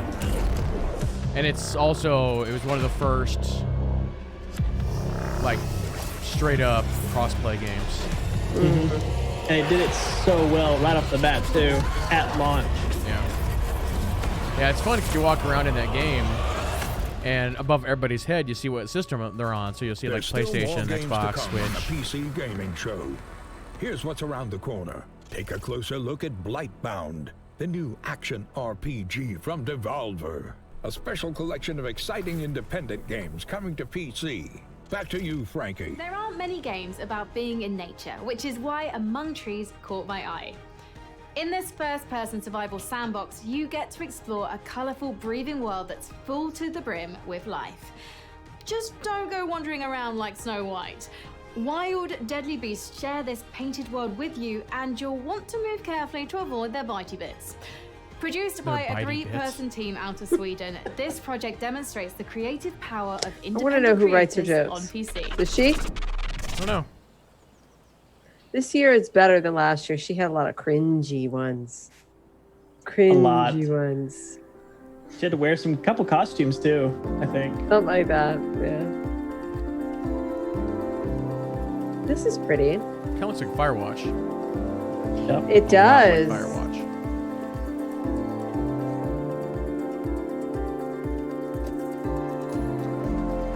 I would say we've heard of this one though. Like the name is.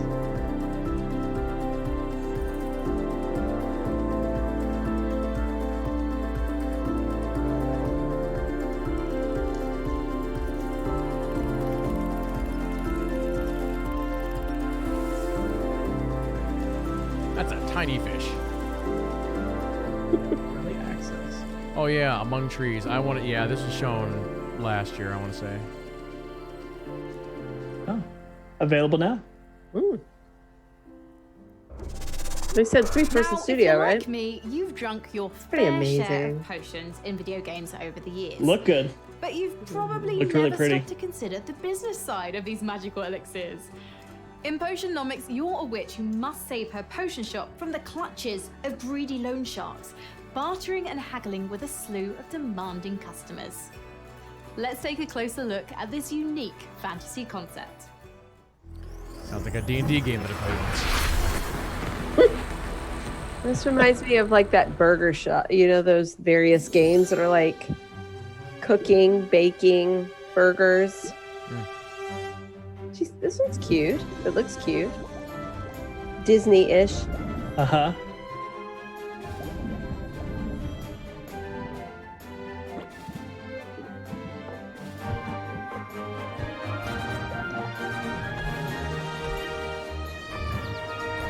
Yeah, you know, one of those, what's the one I'm thinking of? Like, uncooked or something? Was it overcooked? Yeah, thank you. I was having a mental moment. Oh, this has got card elements though. Cards to it too. So you're battle bartering with cards. I mean, this looks like it would be good on mobile.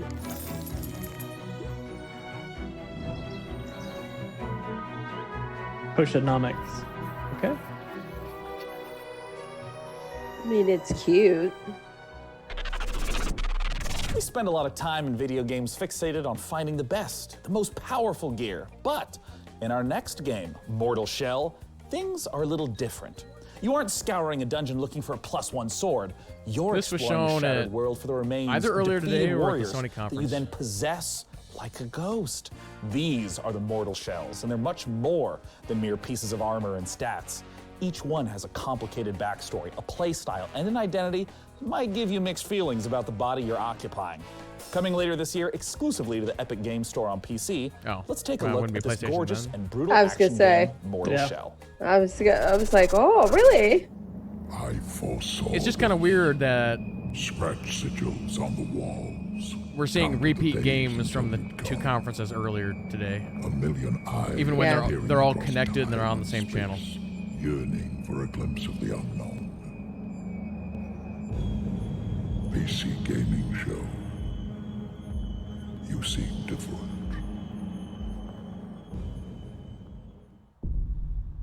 The consecrated fires That was kinda weird. cinders and shadows. But beneath it all, Okay, so far this is pretty. I don't know if this is just the trailer. gods. Only oblivion.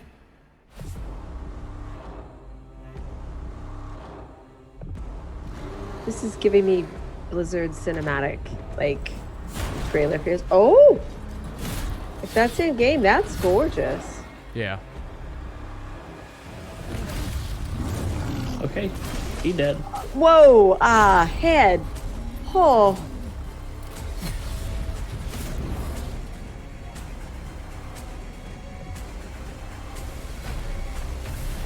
Hack and slash. Kind of reminds me of almost like a Souls. Like. Yeah, I mean, I was. Mm-hmm.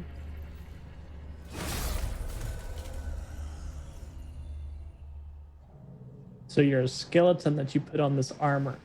Ooh. Huh. Yeah, and your But armor can wait, be knocked there's off, and more. you have to go pick We've it up gotten again. a chance to see some of the core gameplay of Mortal Actually, Shell. you know what? Now I think it's it time is to a Souls-like. talk I'm like about remembering bosses. things from the Bosses earlier are now. a classic staple of this type of RPG. And in our second piece of Mortal Shell footage, we'll see a boss that isn't just a one-and-done threat. Instead, it's a constant adversary throughout the campaign. So that's The pattern is a some mysterious figure who Nemesis-like stalks the player system throughout Mortal Shell. behavior. As you grow in skill and master new weapons, so will he. The clip we're about to watch shows the player's very first duel with the elusive adversary. Seems like it. Let's take a look. Yeah, it's even got that white dot. So he doesn't have a shell on right now.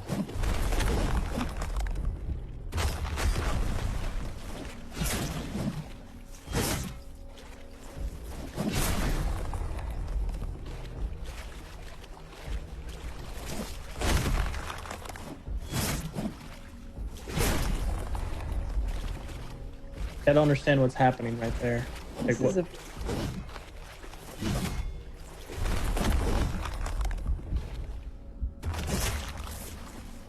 It feels almost kind of turns like, but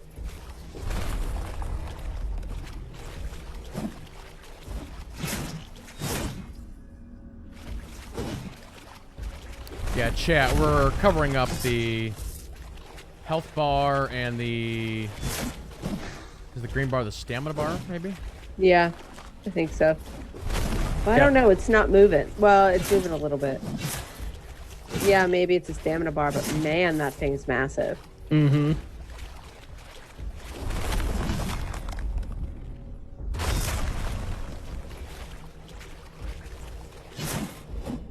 So he like uses up all his health or something to freeze him for a second, and then if he hits him, he gets the health back.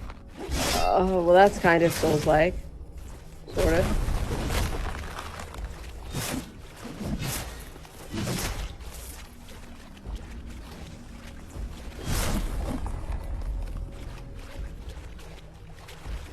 I don't think it's... Okay. Yeah, I'm not sure. It's like a couple times it did, and then it didn't, so... Yeah. I don't... It almost is like they have an ability bar. You have one ability, and then you use it, but maybe when it doesn't go right, you lose health because of it. I don't know.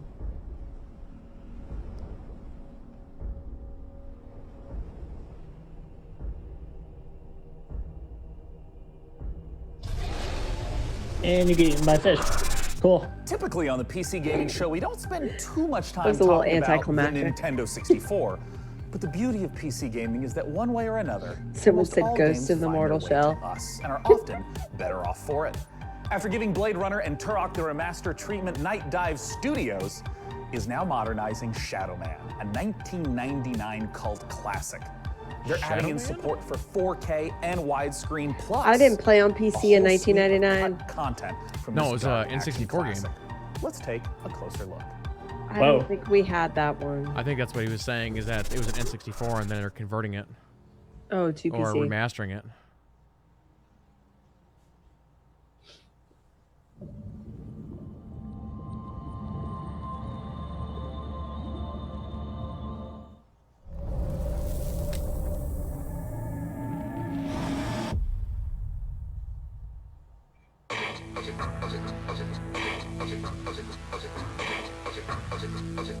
Nope.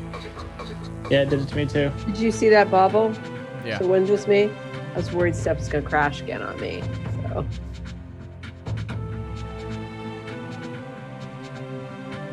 So is this the remaster? It looks like the original to me. This looks Okay. like the original to me. Man, I'm getting Laura Croft feels. I don't No, but remember this game. I don't either. We didn't. No, we had an N64 thing, but we were mostly Nintendo though on it. Primarily, we didn't have a lot of other stuff. Yeah, and I had this 64, but almost everything I had was Mario of some sort. We had Mario, what, Nine. Ocarina Was, of Time or something like that.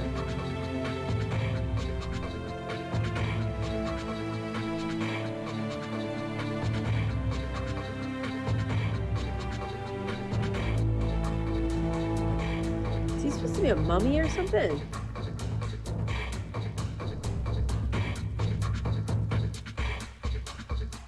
Did we have Prince of Persia maybe on N64? Oh, One of them? I would think so. That sounds vaguely familiar to me. So that's the remaster, or that it says in I am development? on a first-name basis with our next guest, as he has been here at the PC Gaming Show 6 Retro. years running. From Tripwire Interactive, the president himself, it's John Gibson. Thanks so much for joining us, John. Sean, it's my pleasure. I'm so excited to be back with you again to talk about so much cool stuff happening at Tripwire. Yeah, you guys have been doing a lot of stuff, and I just want to kick off by asking, talk to me about Killing Floor 2. So Killing Floor 2 just released the Perilous Plunder Summer Update. Like Killing Floor It's got 2's 40 been at weapons, every PC gaming blunderbuss, show. Glock 18, Kaboom Stick, Tesla Launcher, new official map called Desolation, Space Pirate themed outfits. Oh, the Space Pirate might have we're running me a seasonal go play event with rewards until July 7th. And right now, it's free on Steam for a week, so you can go play it.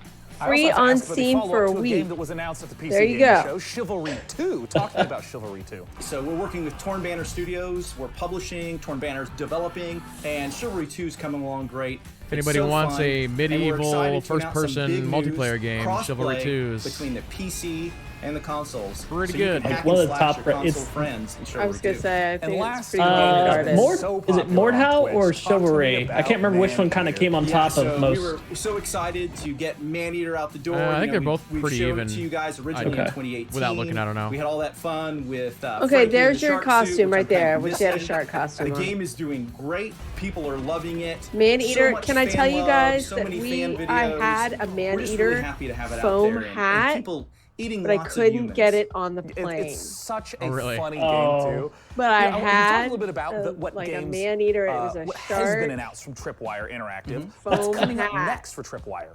So I wish we could come At forward PAX. and announce an all-new game, and that would be great. But I can give you a few hints.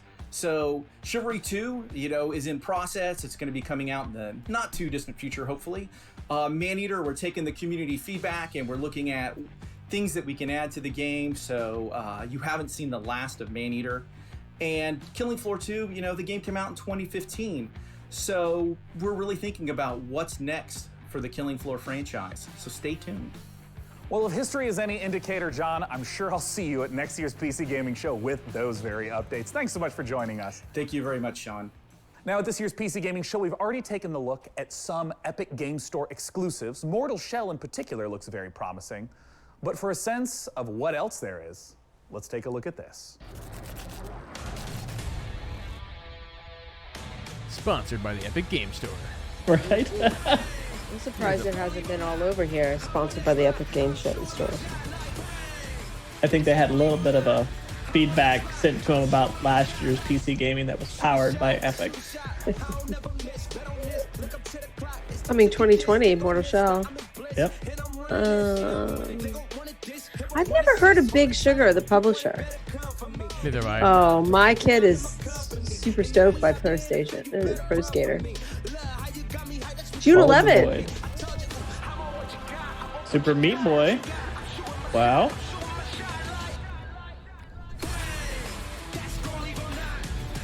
Yeah, among trees is at the now. Oh, Twin Mirror. That was by the Life is Strange people. Phantom Brigade. That was one of the new ones we've seen. Ooh, Deep Silver.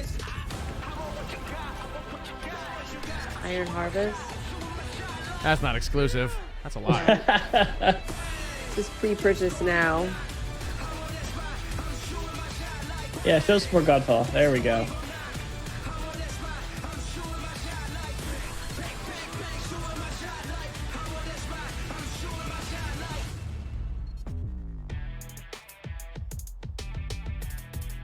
Wait, Epic Game Store has a wish list?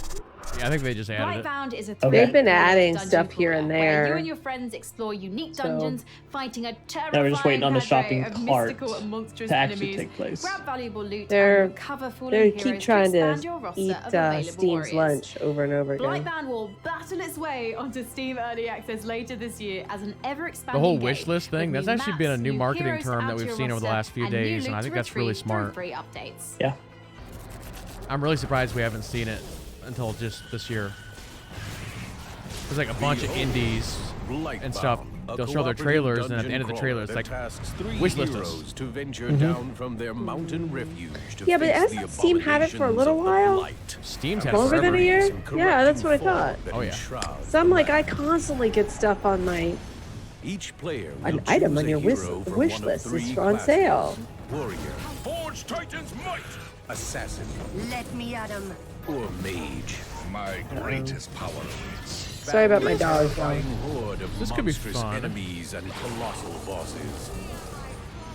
Each class of hero fulfills a specific role on the team to overcome mounting odds, solve clever puzzles, and synchronize their ultimate abilities to unleash massive damage.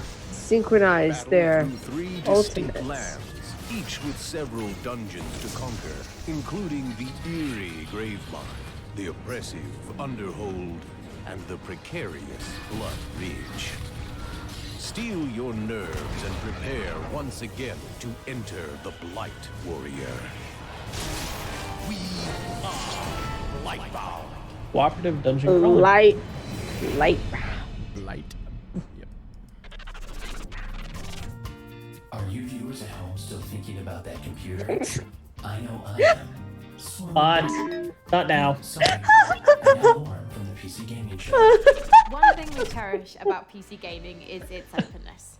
The PC is a platform where anyone can build stuff, tinker, and express themselves. And that spirit invites creators, streamers, developers, stores, and all kinds of different voices to contribute to PC gaming's vibrancy.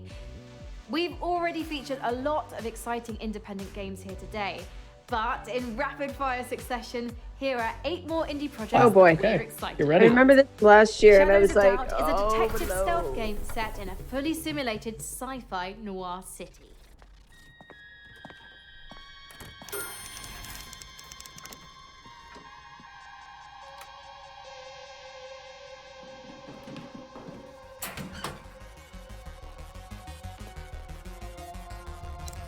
This feels Myst-ish.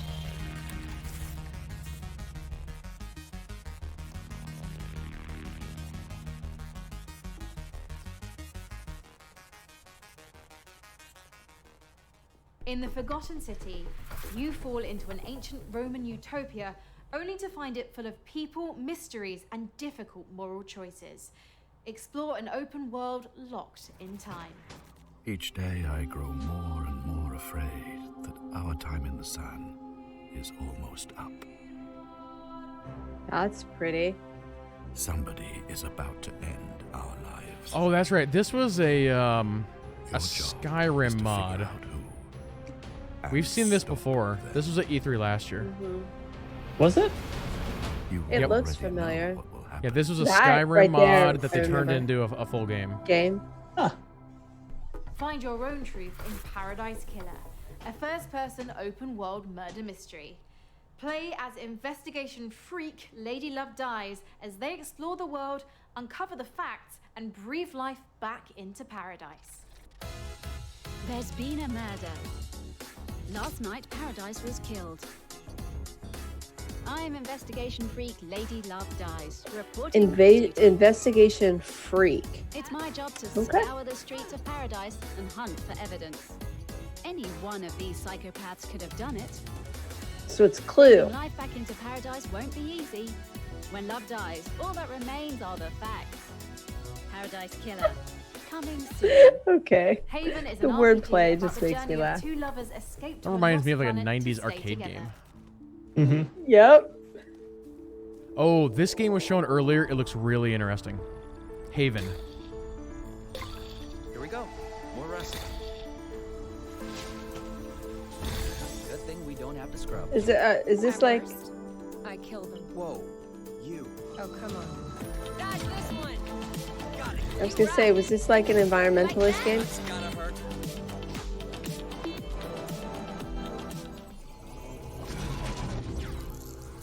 Oh, they didn't show nearly as much this time as they did earlier. Probably because they showed it earlier. Yeah. Oh, it's gonna be on Game Pass. Is a narrative-driven Hey. drug empire simulator where you rule as a succession of Oh, yay, fictional tiny build. warlords in a world where death and violence are inevitable. Oh. Food Tycoon.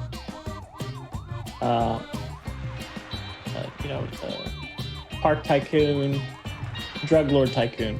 Just got it. We gotta take Roller the tycoon- coaster. Roller coaster. Roller coaster had to, yeah. Is there a zoo one too? Yep. That's Isn't it funny. like just Tropico? Because that's like cartel. That's basically, this is Tropico. Crash Sailors is a survival co-op adventure Probably game much more set open in a to what the dangerous, ruined Tycoon world type full of junk are set up. where you and friends Yep, must another tiny survive build. the great Can I just tell you all they have the best lanyards at PAX? Tiny build. Oh yeah. Yeah, they're orange and they have lights, little lights on them. You actually have to pay for them. They're not free. But I love them. I had one and it died soon after I got home. I was so sad.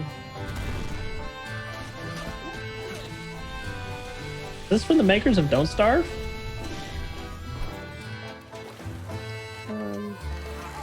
I missed Tiny Bill. looking. I was distracted by Tiny Bill. indie love letter to classic And the RPGs lanyard. that lets you experience past, present, and future simultaneously.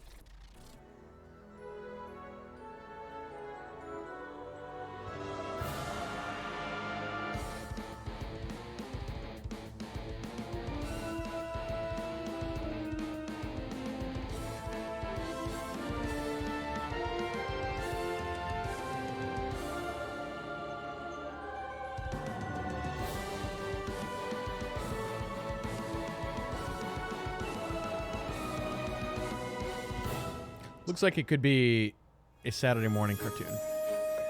Word. I thought it was just me. Being that I don't play anime, like little like animated like Set in a vibrant JRPG fantasy type world games, created but in collaboration with RPG veteran Chris Avallone, Alalof offers Chris Avallone. fast-paced action Uh-huh. with a deep narrative, bringing ARPG dynamics to a new level with a skill-based gameplay inspired by great classics and modern masterpieces. oh wow, that's pretty.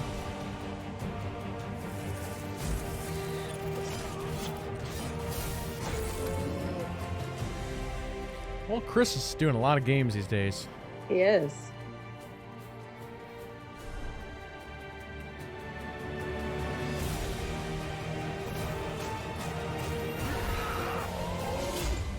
And then also lighten up Obsidian on the side. All right. Weird If West you is read a his curious Twitter project feed from and the you like co-creators of Obsidian, two you of won't our want to favorite stay very long. games, Dishonored and Prey. Despite its top-down perspective, Weird West carries forth much of the same spirit of those first-person games laid out in a dark reimagining of the Wild West, filled with fantastical creatures. From Wolfeye Studios and Devolver, let's take a look at Weird West. This is another one we've seen before and was also shown earlier today. Looks good, though. The West. I like the art style. A land of opportunity. This sounds Place where you familiar. can be a hero, This looks like the same trailer from last year, too. scoundrel, Oh yeah. anything in So between. far, it's all the same. This ain't quite the Wild West as you know it. There are ancient powers at war with each other. Strange entities lurking in the dead of night with their own rules and their own peculiar motives. Welcome to the Weird West.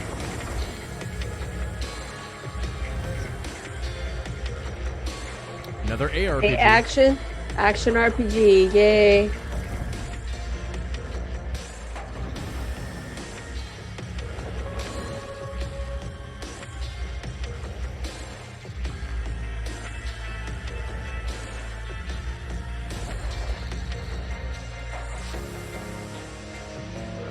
I don't have any hands.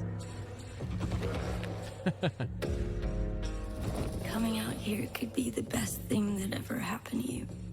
If you can survive, that is. Joining me to talk about Weird West is the president and creative director at Wolfeye Studios. It's Raf Colantonio. How's it going, Raf? Hi, I'm great. How are you? I am awesome and eager to talk about this game. And I want to start with something very straightforward. What is Weird West?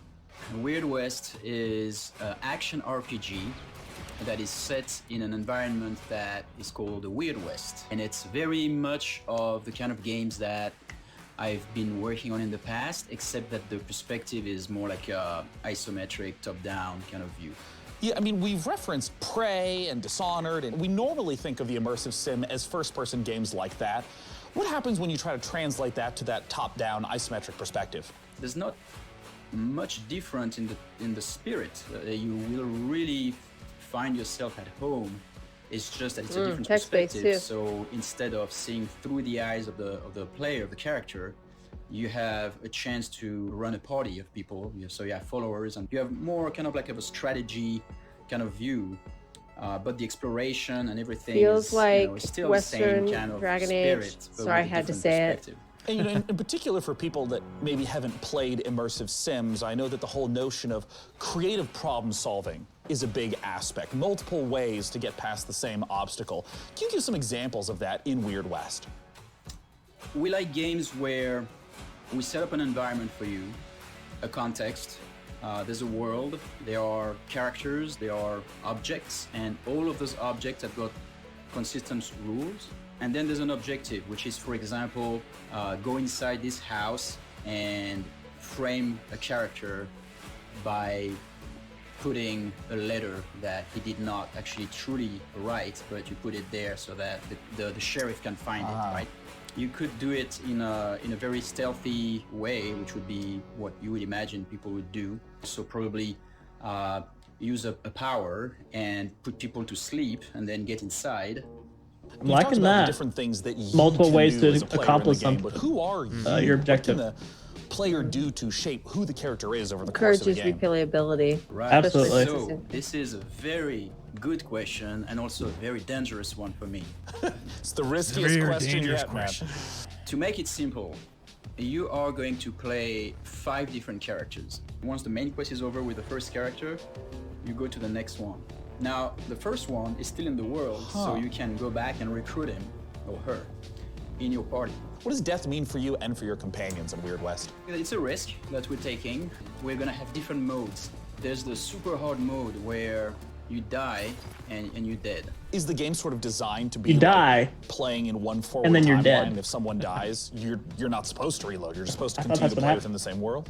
Yeah, you continue to play with the same world, but now the sad thing is that that doesn't apply to your followers. Yeah, the characters that are with you. Ooh, Vendetta They'll come started. back at you someday under the form of Nice. being dead, or you don't know what's gonna happen. You can revive your followers if you're there and if you have the right tools with you. But if you don't and they die, that's it. You know, your followers are now in a little graveyard somewhere. You make it sound cute. A precious little graveyard. Well, they will maybe come back as the undead. Yeah. Yeah. Now, Raph, Yeah, I like when this can guy. people Not get as much their as the other hands guy, on Weird but I like The other this guy was great. So the game ships in 2021, but some of you are gonna have a chance to play a demo actually pretty soon in the incoming months. You can follow Wolfeye Studios on Twitter and as well as Devolver Digital on Twitter as well for more information about that.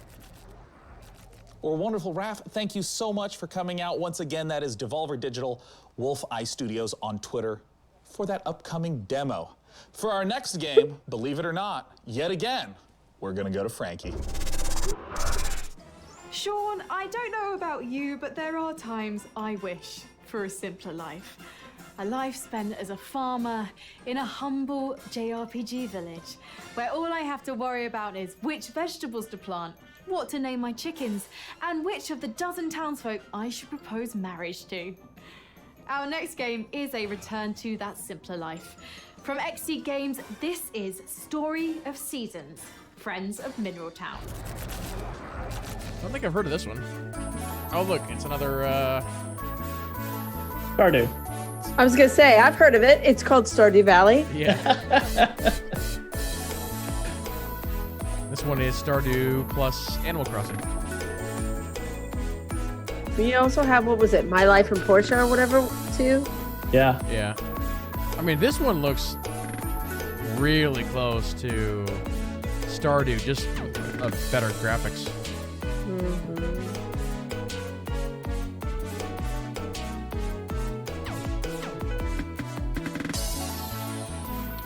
Developers know that people like that genre, so they're just trying to find the next one that's going to really hit with people. Yep.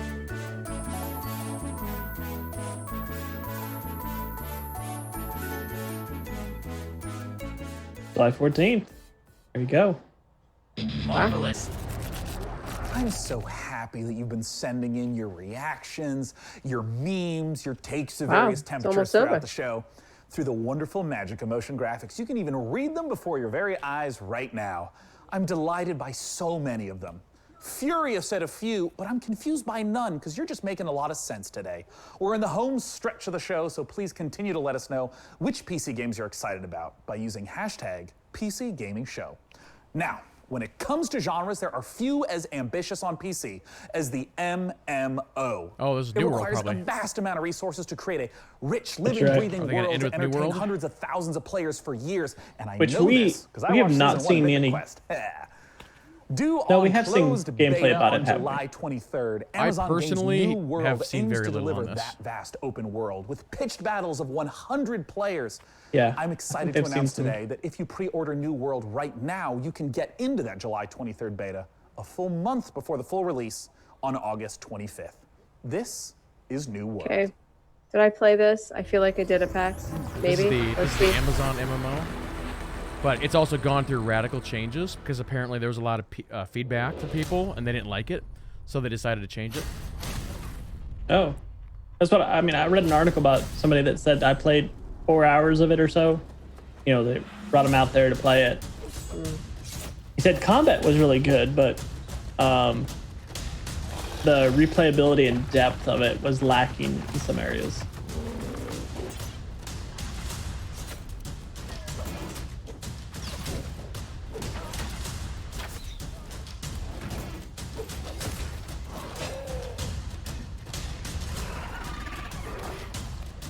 Okay. Ew. Hacking up a loogie so you can throw it at somebody? I think not.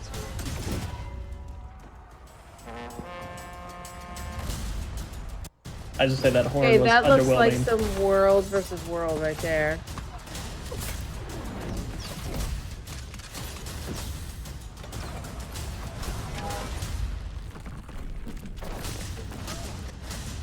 Little Monster Hunter-ish there. The boss battle. And then, you know, the skull comes out of the ground. Because, you know, why not? Here on the PC Gaming Show, we're big fans of Life is Strange. Okay, The someone said, award-winning "Mom, can you adventure pick me series up?" from developer PC Gamer Show. Having undergone some big changes since its first reveal in 2018, Twin Mirror, the studio's next game, is a psychological thriller that follows investigative journalist Sam, who returns to his hometown in West Virginia. Available to wishlist now on the Epic Game Store. Let's watch. Oh, okay.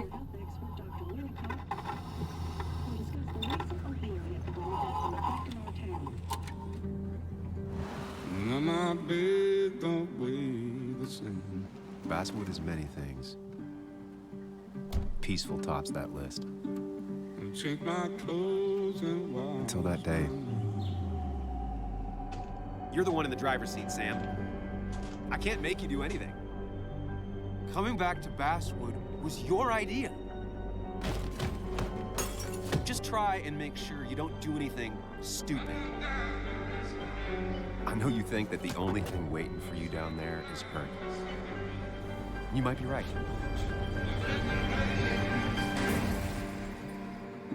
The good news, though, at least you don't have to do it alone. Twin Mirror? So that's the next story that they're doing? You may have seen Metal Hellsinger Looks like announced earlier this week, and today It's we pretty, get the opportunity like all to their take a games are. closer look at this unique game that the studio bills as a rhythm FPS. Published by Funcom, Dude, you should have had you it have to counted, battle through counted how many hells, times blasting Alise said it demons looks to a pretty heavy metal up soundtrack. there. Really? And to talk about one of the most epic encounters my favorite in the part. game I is like the to see creative the- director I like at to see the Outsiders, pretty-looking games. David Goldfarb. Take it away, David. Thanks. And let me say it's a pleasure to be here. And I think right now everybody needs some games to give us a break from the reality that we're currently inhabiting. So that's why we're here now. So what you're about to see here is an exclusive peek of some pre-alpha gameplay of our upcoming game, Metal Hellsinger. I hope you like it. So they interviewed this guy on IGN, and he... Oh, also, before I say that, this is like the 4th time this game has been shown in the last couple days. Has it really? It's a rhythm-based Doom. It sure as heck looks like Doom. I mean, But you can see the targeting reticle, that's to the beat of the music.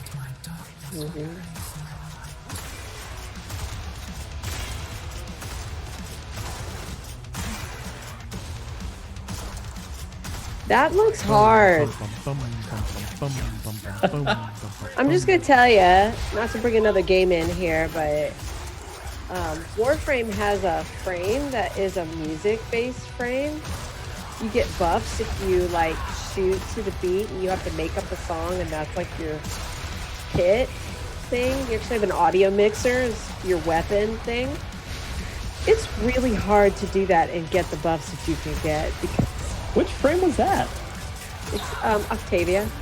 Oh, okay. That would explain it. One I don't have. Yeah, her quest is actually super fun. The music director actually came up with that frame. So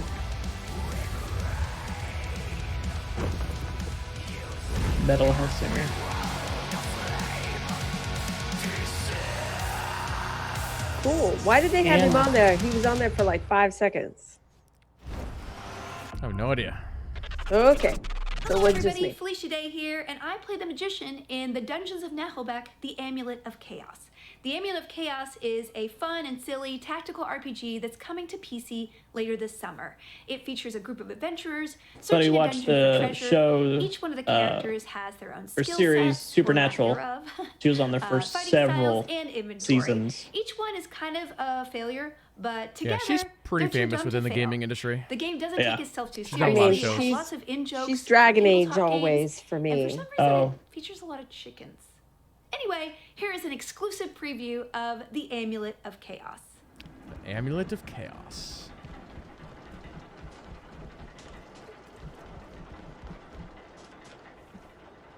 You again?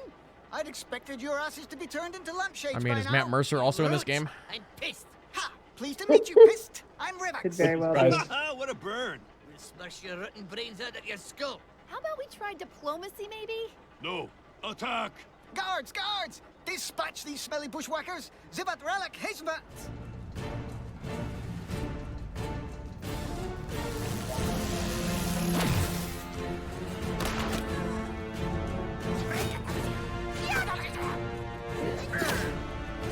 See, now this is more turn-based strat than it is actually like a JRPG, it looks like. Yeah. Oh, go watch it. YouTube channel. Yeah, that might be interesting. Who says you need water to go sailing? Our next Wait, game, what? Red Sails, puts you on a boat in the middle of a sea Was this of supposed to be desert. 2 hours? In this I intriguing think so. narrative adventure, you rescue stranded people while looking for the rest of your clan. Let's take a look at Red Sails.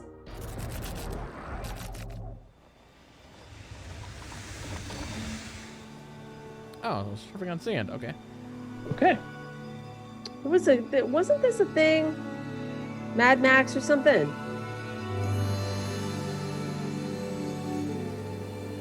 Yeah, something like that.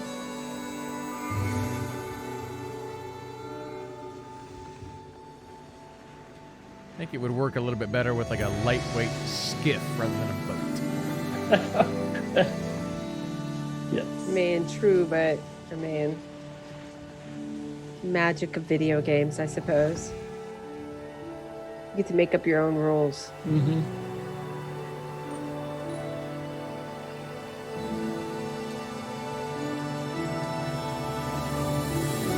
Okay, that's pretty. Red Hadn't said that. Sails. Hadn't said that in a while. I thought I should. So Counts up Devbot, to do you have any 129, access to some I think, right now. programs In case I bump my foot against some of these cold, unforgiving walls. Query received, Sean. In order to familiarize you with basic life-saving procedures, I have established contact with game developer Bossa Studios, the creators of Surgeon Simulator 2. Well, I wasn't really planning on doing any surgery. I feel like if I was injured, you'd be the one doing the surgery. My analysis shows that Surgeon Simulator 2 contains all of the vital instructions for repairing fragile human bodies. 1 hour of Surgeon Simulator 2 is equivalent to 1 year of human medical school. That's not true, but I appreciate your enthusiasm and thirst for knowledge, DevBot, and I'm certainly interested in this game. So let's take a look at Surgeon Simulator 2.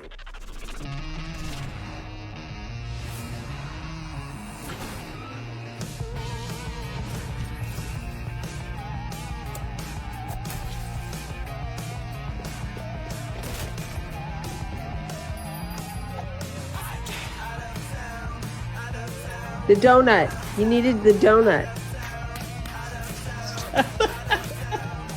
Wow.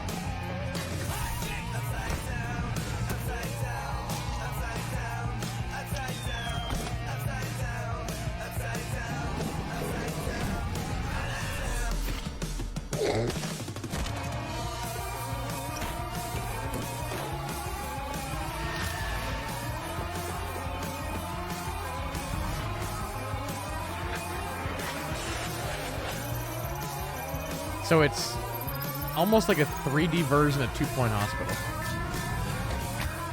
Yes. And you actively do surgery. Is that what you call that? Actively do surgery? Something like that, yeah. I see a lot of body parts just being thrown. See? The donut. We're more concerned with our doctor's lounge and whatnot.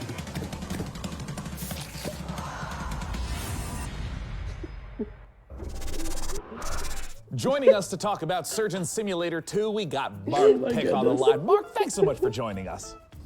Hello, thanks for having me.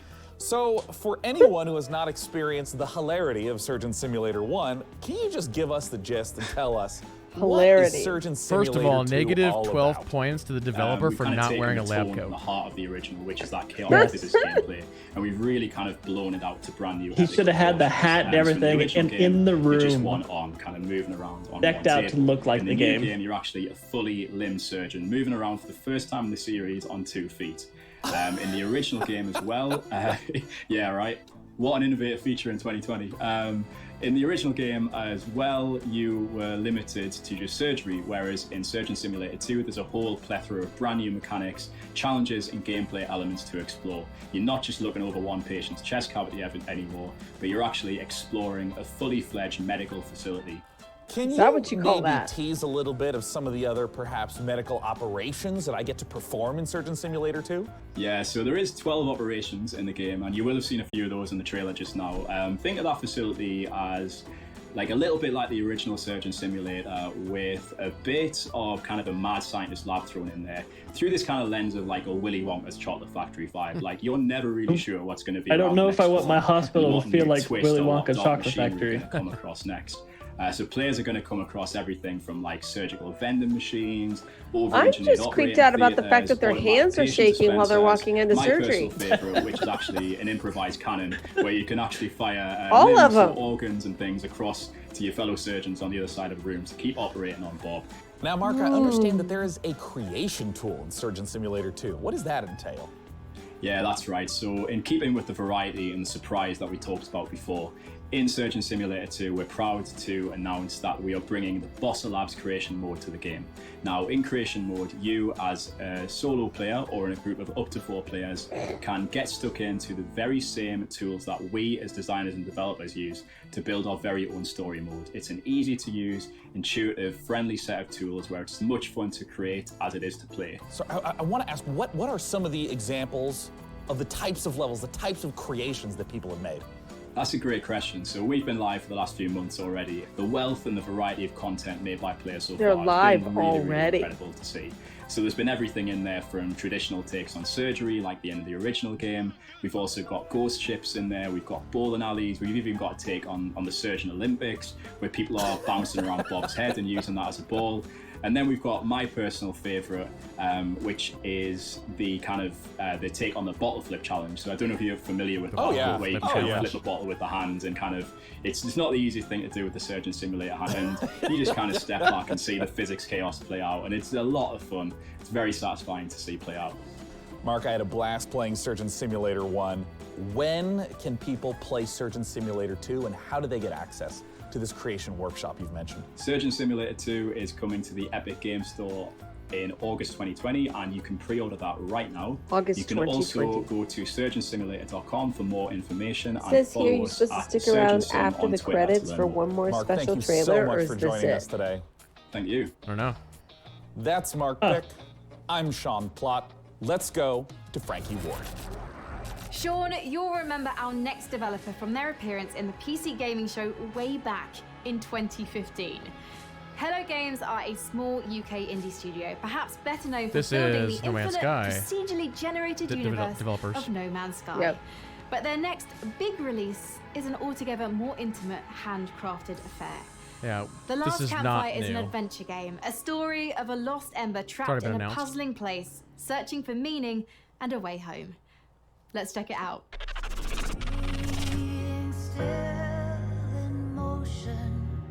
But from the creators of No Man's Sky?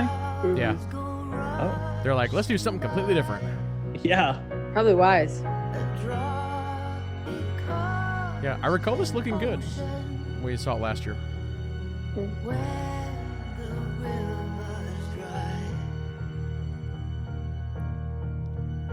Okay, I do not want teary thing at the end of the show. Thank you. But no. My friends have been turned into stone. Or dead.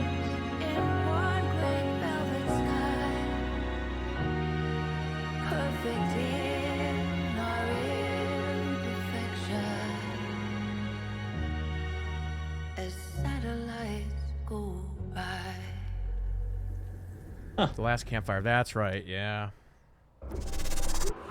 Coming this year. Escape from Tarkov has become one of the breakout successes of 2020, becoming a smash hit on Twitch as players fell in love with its extra gritty take on first-person shooters. But as anyone who works on the internet will tell you, not played the Tarkov. people always want more. And more we've got for you today. Because in a moment, I'm going to be speaking to one of the game's developers about what's coming next. And that includes a spicy new map. Hey, DevBot, why don't you show them what we got?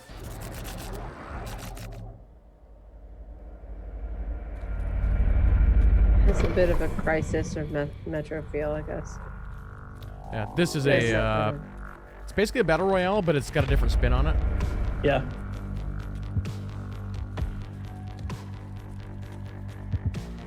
It's basically you go in, you complete your objective, and you get out. But there's also other players out there doing the same thing and also trying to kill you. So if you die, they take your stuff. And computer then- players. Yep. As and then well. If they get out, then they can take all your stuff to your like offline or out of game inventory. I mean, to simplify it to the basic terms, it's all about collecting loot and putting it back in your inventory. Yep.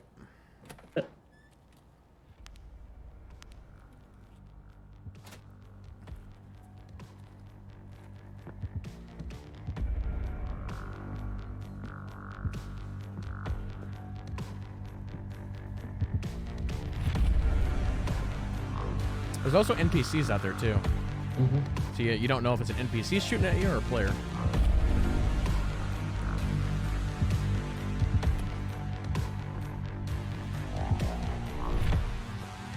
This actually blew up on Twitch really big about 6 months ago. I would say so. Yeah. Yeah. One of the I watch Dr. Lupo play it, and it's when you watch a skilled person go through it like him, it's very entertaining. Yeah, actually, right now on Twitch, it's third. Third. So you've got this event, which is number 1. Here with me to talk about what's just coming chatting, next and then is Tarkov. Nikita Buyanov from Battlestate Games. Thanks so much for joining us today, Nikita. Thank you for having me. I would love if you would kick off by just for anyone who hasn't played or seen Escape where from is Tarkov. the studio how out of? does a session of Escape Is from it, Tarkov work? What makes it different from, say, Eastern European class-based sounds shooter or like. battle royale? It's more Maybe? about like true survival. You need to actually escape from a location through extract points, and you need to actually save your life and save your gear and your loot. And if you die, you will lose everything. So how does the new map compare to the existing map set in Tarkov? It will be the biggest and the most detailed location ever. It will be a lot of Russian explorable studio. buildings, I wondered. undergrounds. It's like Tarkov attempt to simulate the sounds city, Russian. the realistic modern city. So give me a breakdown of what's coming up in this upcoming We don't patch really see 12. very many games coming out of Russia, even though they have quite a few players, people who play games. Yeah, this one was been around for a while, and it's still in early access. Yeah, you have to get it directly from their site. I don't know if they're gonna bring that into like Steam or something, but or even 40%. they just did a wipe of inventory, so they reset the game for all peoples out there. So money, inventory, everything. This boss will be able to heal And when it hits full release, they'll probably do the same thing. like So. search for stashes. So we always try Yeah, just to kind of go back to bring what something Victus said new for a in terms second. of new bosses. This game's actually been Really out for big amount of several cool years. features are to come And I this think year. what hit We'll it try big to for bring them some is they did the whole Twitch drop Escape thing. from Tarkov's been playable for And a it went long from, time. For you know, anyone who's 30th in listening the who hasn't directory yet played to it, top where 5 should every they day. go? They should go to our site. And even after they dropped went away, it's still been top 5 every day. That's pretty cool. For yourself, you could I'm always happy when a little game. Escape from Tarkov. I'm always happy when a little Check it out. game And Nikita, thanks so manages much to for come joining us. back and Thank you. pop out of the It's a mass. pleasure. For our next title at the PC Gaming Show, it's time to head on over to the inimitable Frankie Ward.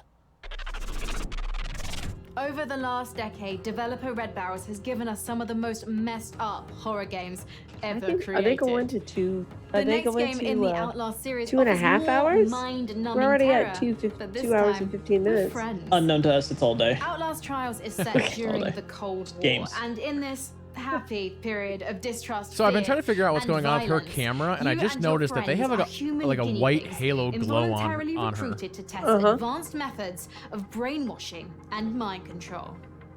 Good times. But work together, and maybe you'll survive the Outlast trials. Well, when's this next conference supposed to start? That's what I'm saying. I thought it was supposed to be 2 hours, and we're at 2 hours and 15 minutes. Okay, is this Outlast as in scary Outlast? Is that what we're talking about here?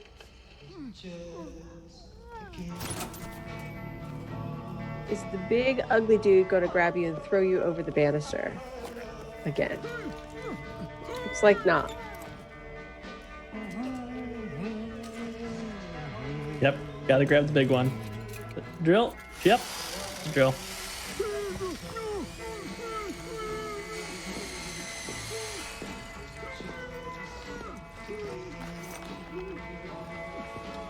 Oh So my the God, next it's in conference, VR. the next conference doesn't start for another 45. So does this really go for 3 hours?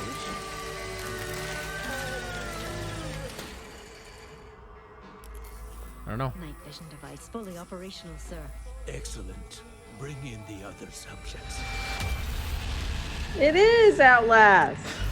Wow. Is it multiplayer Outlast? He gonna get you. Oh. Yep. Oh, dang. If at any point you guys need to take a break, just go ahead. Holy Moses. That And game was with freaky that, as it the was. 2020 PC Gaming Show is now complete. Thank you so much for joining us today. We hope that you got the chance to see some games that excited and delighted you.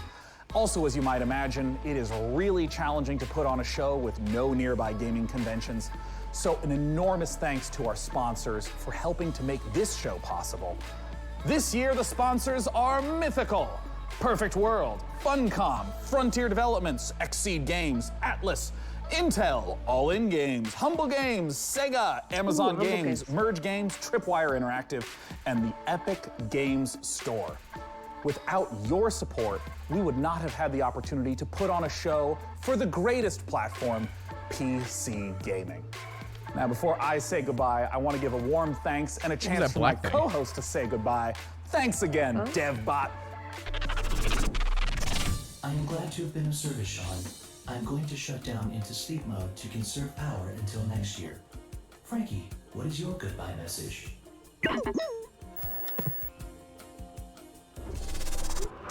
Thank you so much to all of our devs for your incredible games, and of course a massive thanks to our sponsors for making this all happen. Wonder how many retakes they had to do where the hamster was freaking out. At home for watching. I'm actually off with Or my guinea little pig. evil sidekick now to take over the world, and I really, really do look forward to being your evil emperor overlord. Until next year, thank you so much, and goodbye. It's an Austin Powers reference. All right, that's it.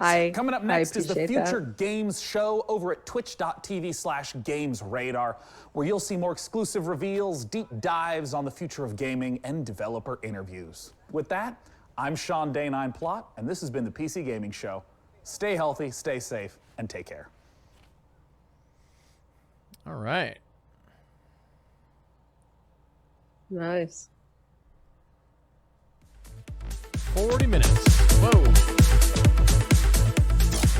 I count that on there. And then the music kicks in. Right. Wraps right up. I muted mine so I can't hear it. All right, cool. There you go. Ladies and gentlemen, that's the PC Gaming Show. Mm-hmm. I don't know. I thought it was... Their presentation and everything was great this year, but I felt like the actual games they showed was on the weaker end. And 80% of what they showed was stuff we already knew about. Yeah. I mean, there were some good moments. All the retro games, and that dude was funny. Mm-hmm. My big problem with those really long streams is that my brain starts to check out after about an hour and 15 minutes. Like, it's hard to continue to focus on all that after with like a break. I don't know. I don't like ones that have all that information that go more than an hour, personally. My personal opinion. But and to call back to the actual conferences, that's what they were, right? You had an hour where they were about an hour and a half sometimes, Yep. where they jam-packed everything in. Then you had a break for Yep. the next conference, where they went to discussions of the multitudes of different news coverage that were happening, or interviews for the developers. Mm-hmm. So you could take the break and digest what you just watched, come back later and watch the next conference. I mean, PC game show has always been longer in the past. Yeah. But man, 2 hours and 15 minutes is. Yeah. Again, there was something for everyone in here. Mm-hmm. I think my one to focus on is that Dwarfheim. Yep. I think that's the one that really caught my eye. I continue to think about, want to go back and look at it. Yeah, I'll see if I can pull up the VOD and we can kind of run through some of that. But yeah, for the PlayStation event, I had 2 pages of notes. For this event, I had like 5 lines. So that must mean something. But yeah, if there's any particular games you guys want to talk about, we can do that.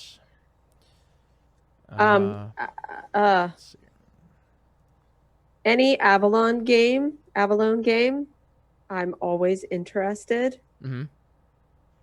So, I would like to see some more about that one. And I did like that turn-based, even though I don't like to play turn-based games as such, but I like the look of that one. So I'd be interested at the very least to see some more of that particular game. That, what was it called? Overlords or something Lords, or I have one written down called Rogue Lords. Was it that one? yeah, it was that one.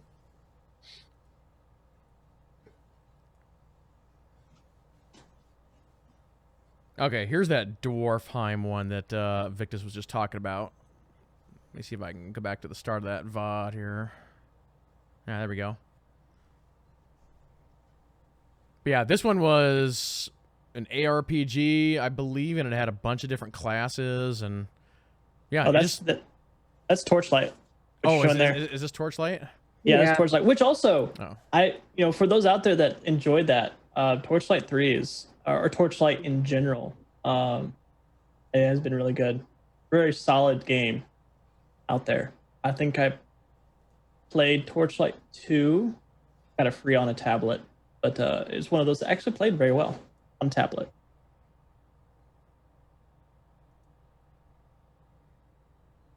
Yeah, I've definitely been keeping an eye on Torchlight 3 in particular, because as I mentioned earlier, they announced that they had made a bunch of changes to it. Let's see, is this the dwarf one? Yeah, they had so many games there. I'm trying to find it in the VOD. Many. No, this was the survival. I mean, that's what I'm saying. Yeah, that's the other. Oh, that was the other.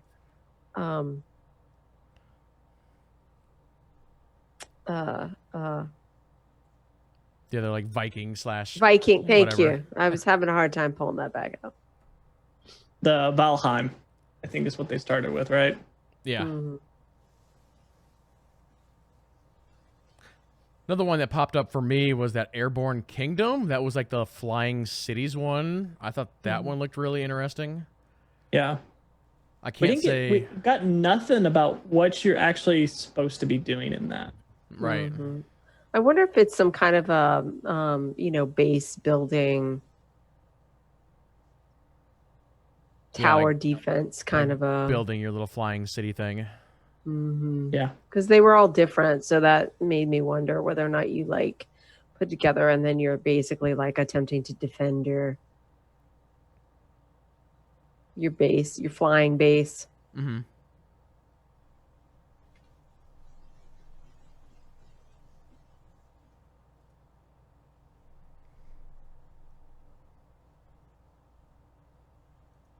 Just trying to roll through the VOD to see if I can find any of those. That was the... That's the Elite Dangerous one, right? Yeah. Linewalker's asking, what was the space simulator one? That is Everspace 2. Mm-hmm. The one that I was looking forward to. Yeah, the other one is Elite Dangerous. Those are the two space games they showed.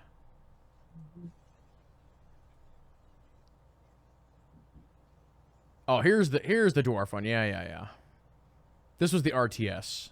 Yep. There we go. I think because of that one, I got my RTS fixed, so I was okay with the rest of the conference. So. And actually, the voice actor sounded more Scottish than he did. than, Viking, Norse type. But Mm-hmm.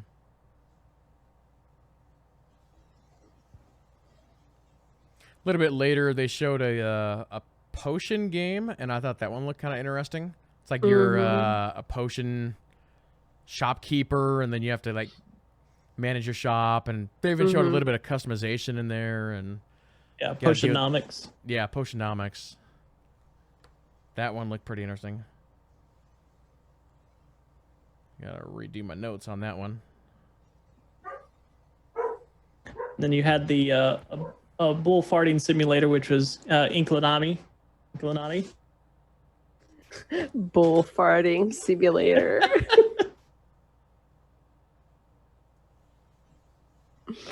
That's funny. I told you that's so reminds me of a South Park game. Yeah. Where they go that way with it, but I did appreciate the art style with it, where they go for more drawn. It looks like a drawn art style. It's kind of like I seem to bring this up frequently as an example, but Salt and Sanctuary, which was the 2D. It was the 2D Souls-like game. Mm-hmm.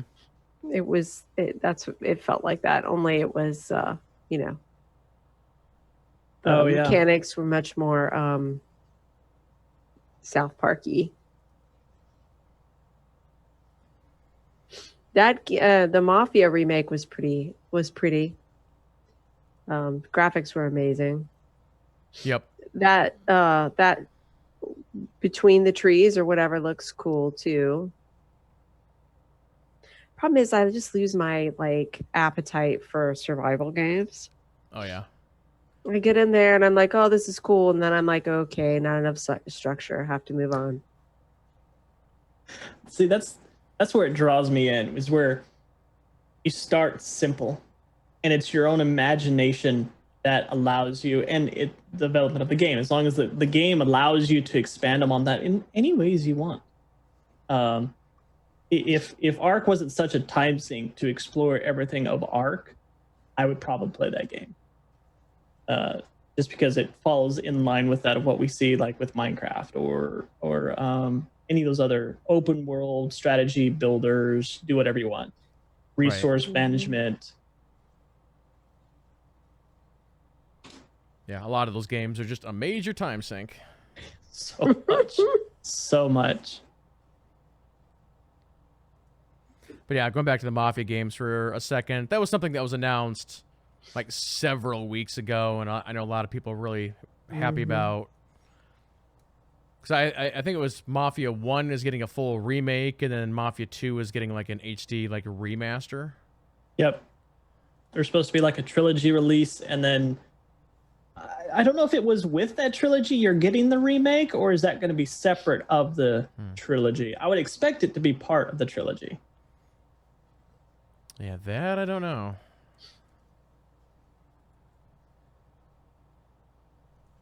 We got to see a little bit more of Godfall. And that was also at the Sony conference. That's going to be one of the big releases this fall. Yeah. And like I said, at the Sony one, it's being made by, Gearbox. So you're going to have confidence that it's going to be good. Yeah. And they're still doing releases, speaking of Gearbox, for Borderlands. So It'll be interesting to see them do 2 games because I don't think I've ever seen them work on 2 games at once. I think they're always been one of those studios that released. Well, actually, the last time they did, it failed pretty hard for them. Are we talking about the hero shooter? Yes. Battleborn? Yeah. Whoops. Yeah, unfortunately. It had potential. I totally was down. It's the Gearbox humor, the hero shooter, but it just sadly Overwatch came in and sucked all the air and the out of the room. It just wasn't. Yep. There wasn't any more room for them to make their own space. Sadly. Like that kid that brings in the art, and they worked pretty hard on it, but it's a little tiny thing. And the next kid comes in and drops down the mammoth like volcano. It's interactive and everything. That was Overwatch. That was Overwatch. Yeah, and I mean Blizzard went hardcore. I was at PAX when they debuted Overwatch. It was my first one. They had trucks that had like that Uber. They let Uber use like trucks that had like all the Overwatch skins that they made for them. Yeah. Around outside, and they had models that were driving. They had somebody that was dressed like Diva that came in a car, and like it was the marketing was just like over the top. Yeah, I remember hearing some stories out of that event because it was so crazy. I mean, they had a Lamborghini that was done up in a Tracer skin, and then they actually had a model who I think she was actually a race car driver who dressed up like Tracer because they're like, we're renting this vehicle. We don't want anybody to like wreck it or whatever. But they had a Soldier 76 truck, which was basically a small monster truck. And apparently the guy who was driving that, who was also dressed up like Soldier 76, actually ran over some car. And gotten into some pretty big trouble for that. So I didn't hear about that part. Yeah. So, somebody didn't tell him to not take the monster truck thing like a monster truck. Don't. It's amazing. But I just remember walking outside and like you would see it, and it had the Uber sticker on the back that said you can hire this blah blah on the outside. I was like, oh, it was everywhere. And the Overwatch screen was just huge. If you've never been to a PAX, I mean, that's not that unusual, but it was just huge, just playing the Overwatch clips over and over and over and over again. And it just the amount of money that it takes to get a booth, like it's millions of dollars just to have the booth plus everything else. Yeah, there was no way. Battleborn. And then the other one, Cliffy B's game came out after that too. That was what was that called? It's pretty sad that I can't even remember what the name of the game is now, but was you know what I'm talking about. Yes, thank you. Came out either there was also a booth for that one at the same time, or it was the following year or something. I don't know, but I mean that one did make it. Yeah, I mean the weird thing about Lawbreakers is in all the early access and beta and all that, it's like everybody loved it, but then just nobody just played it. From what I understand. Yeah. It's unfortunate. I mean, I think what I had heard was he was going for people who were shooter-y types in that game. So it kind of that whole higher level, I'm going for the higher level players. And Overwatch was basically trying to do the exact opposite. They designed Overwatch to be more beginner friendly in its presentation and its kind of animation and all that stuff, and that might have hurt Lawbreakers, but who knows. So a quick question for you guys, we didn't really discuss this, but did you guys want to do the next conference? Oh, you mean the one that's coming up? Yeah.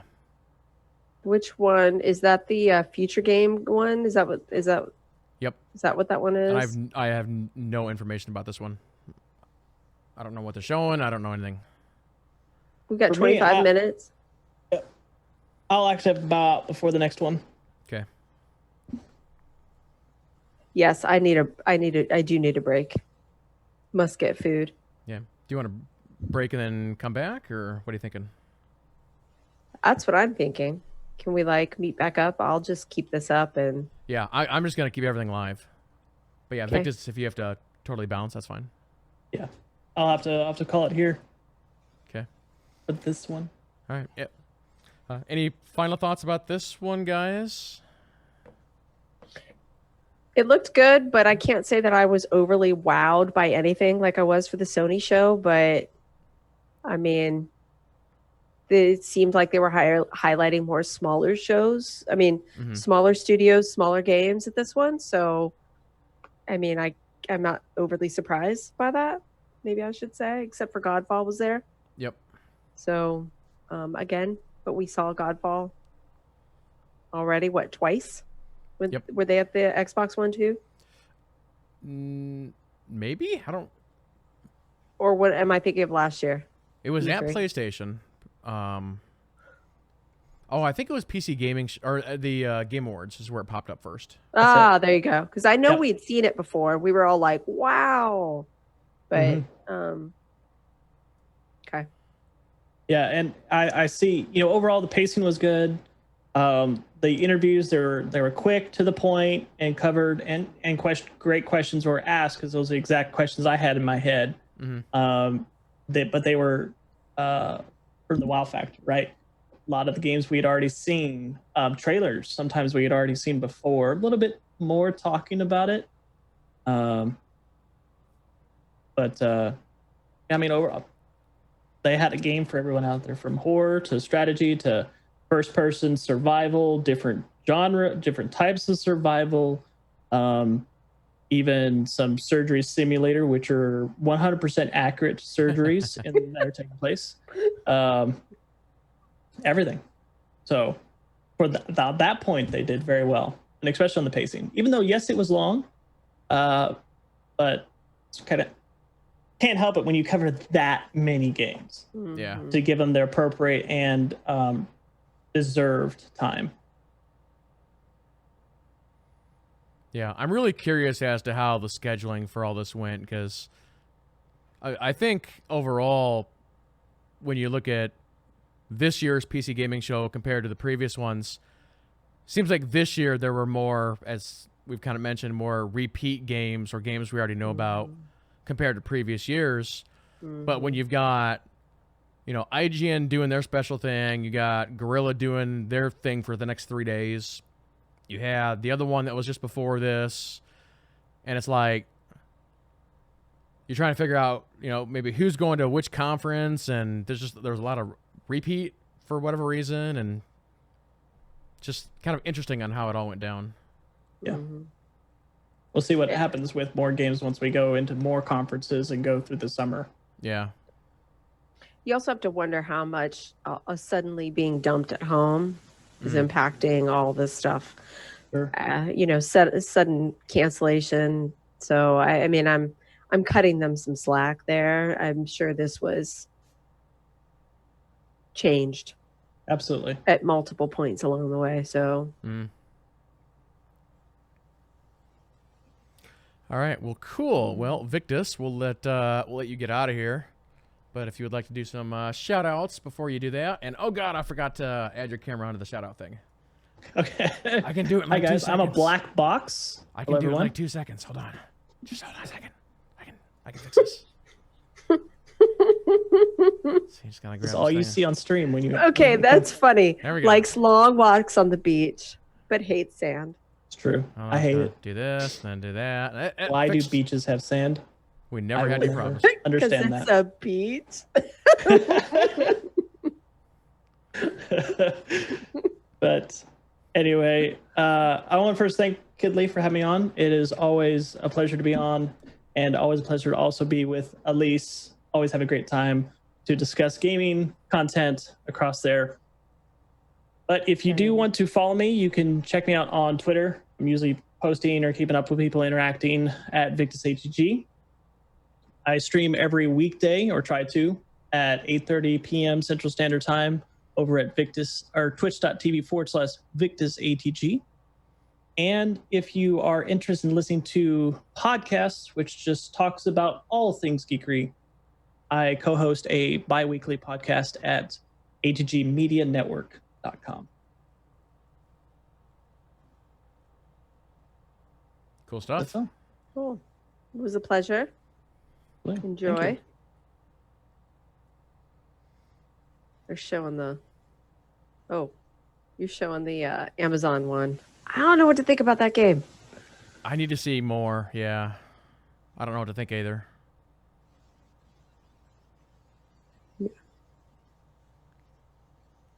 With that, Alise, Kid, I'm about, and thank you all. It was good hanging out with you, chat with you all in chat. Yep. Hope you all have a fantastic rest of your day. All right. Thank you. See ya.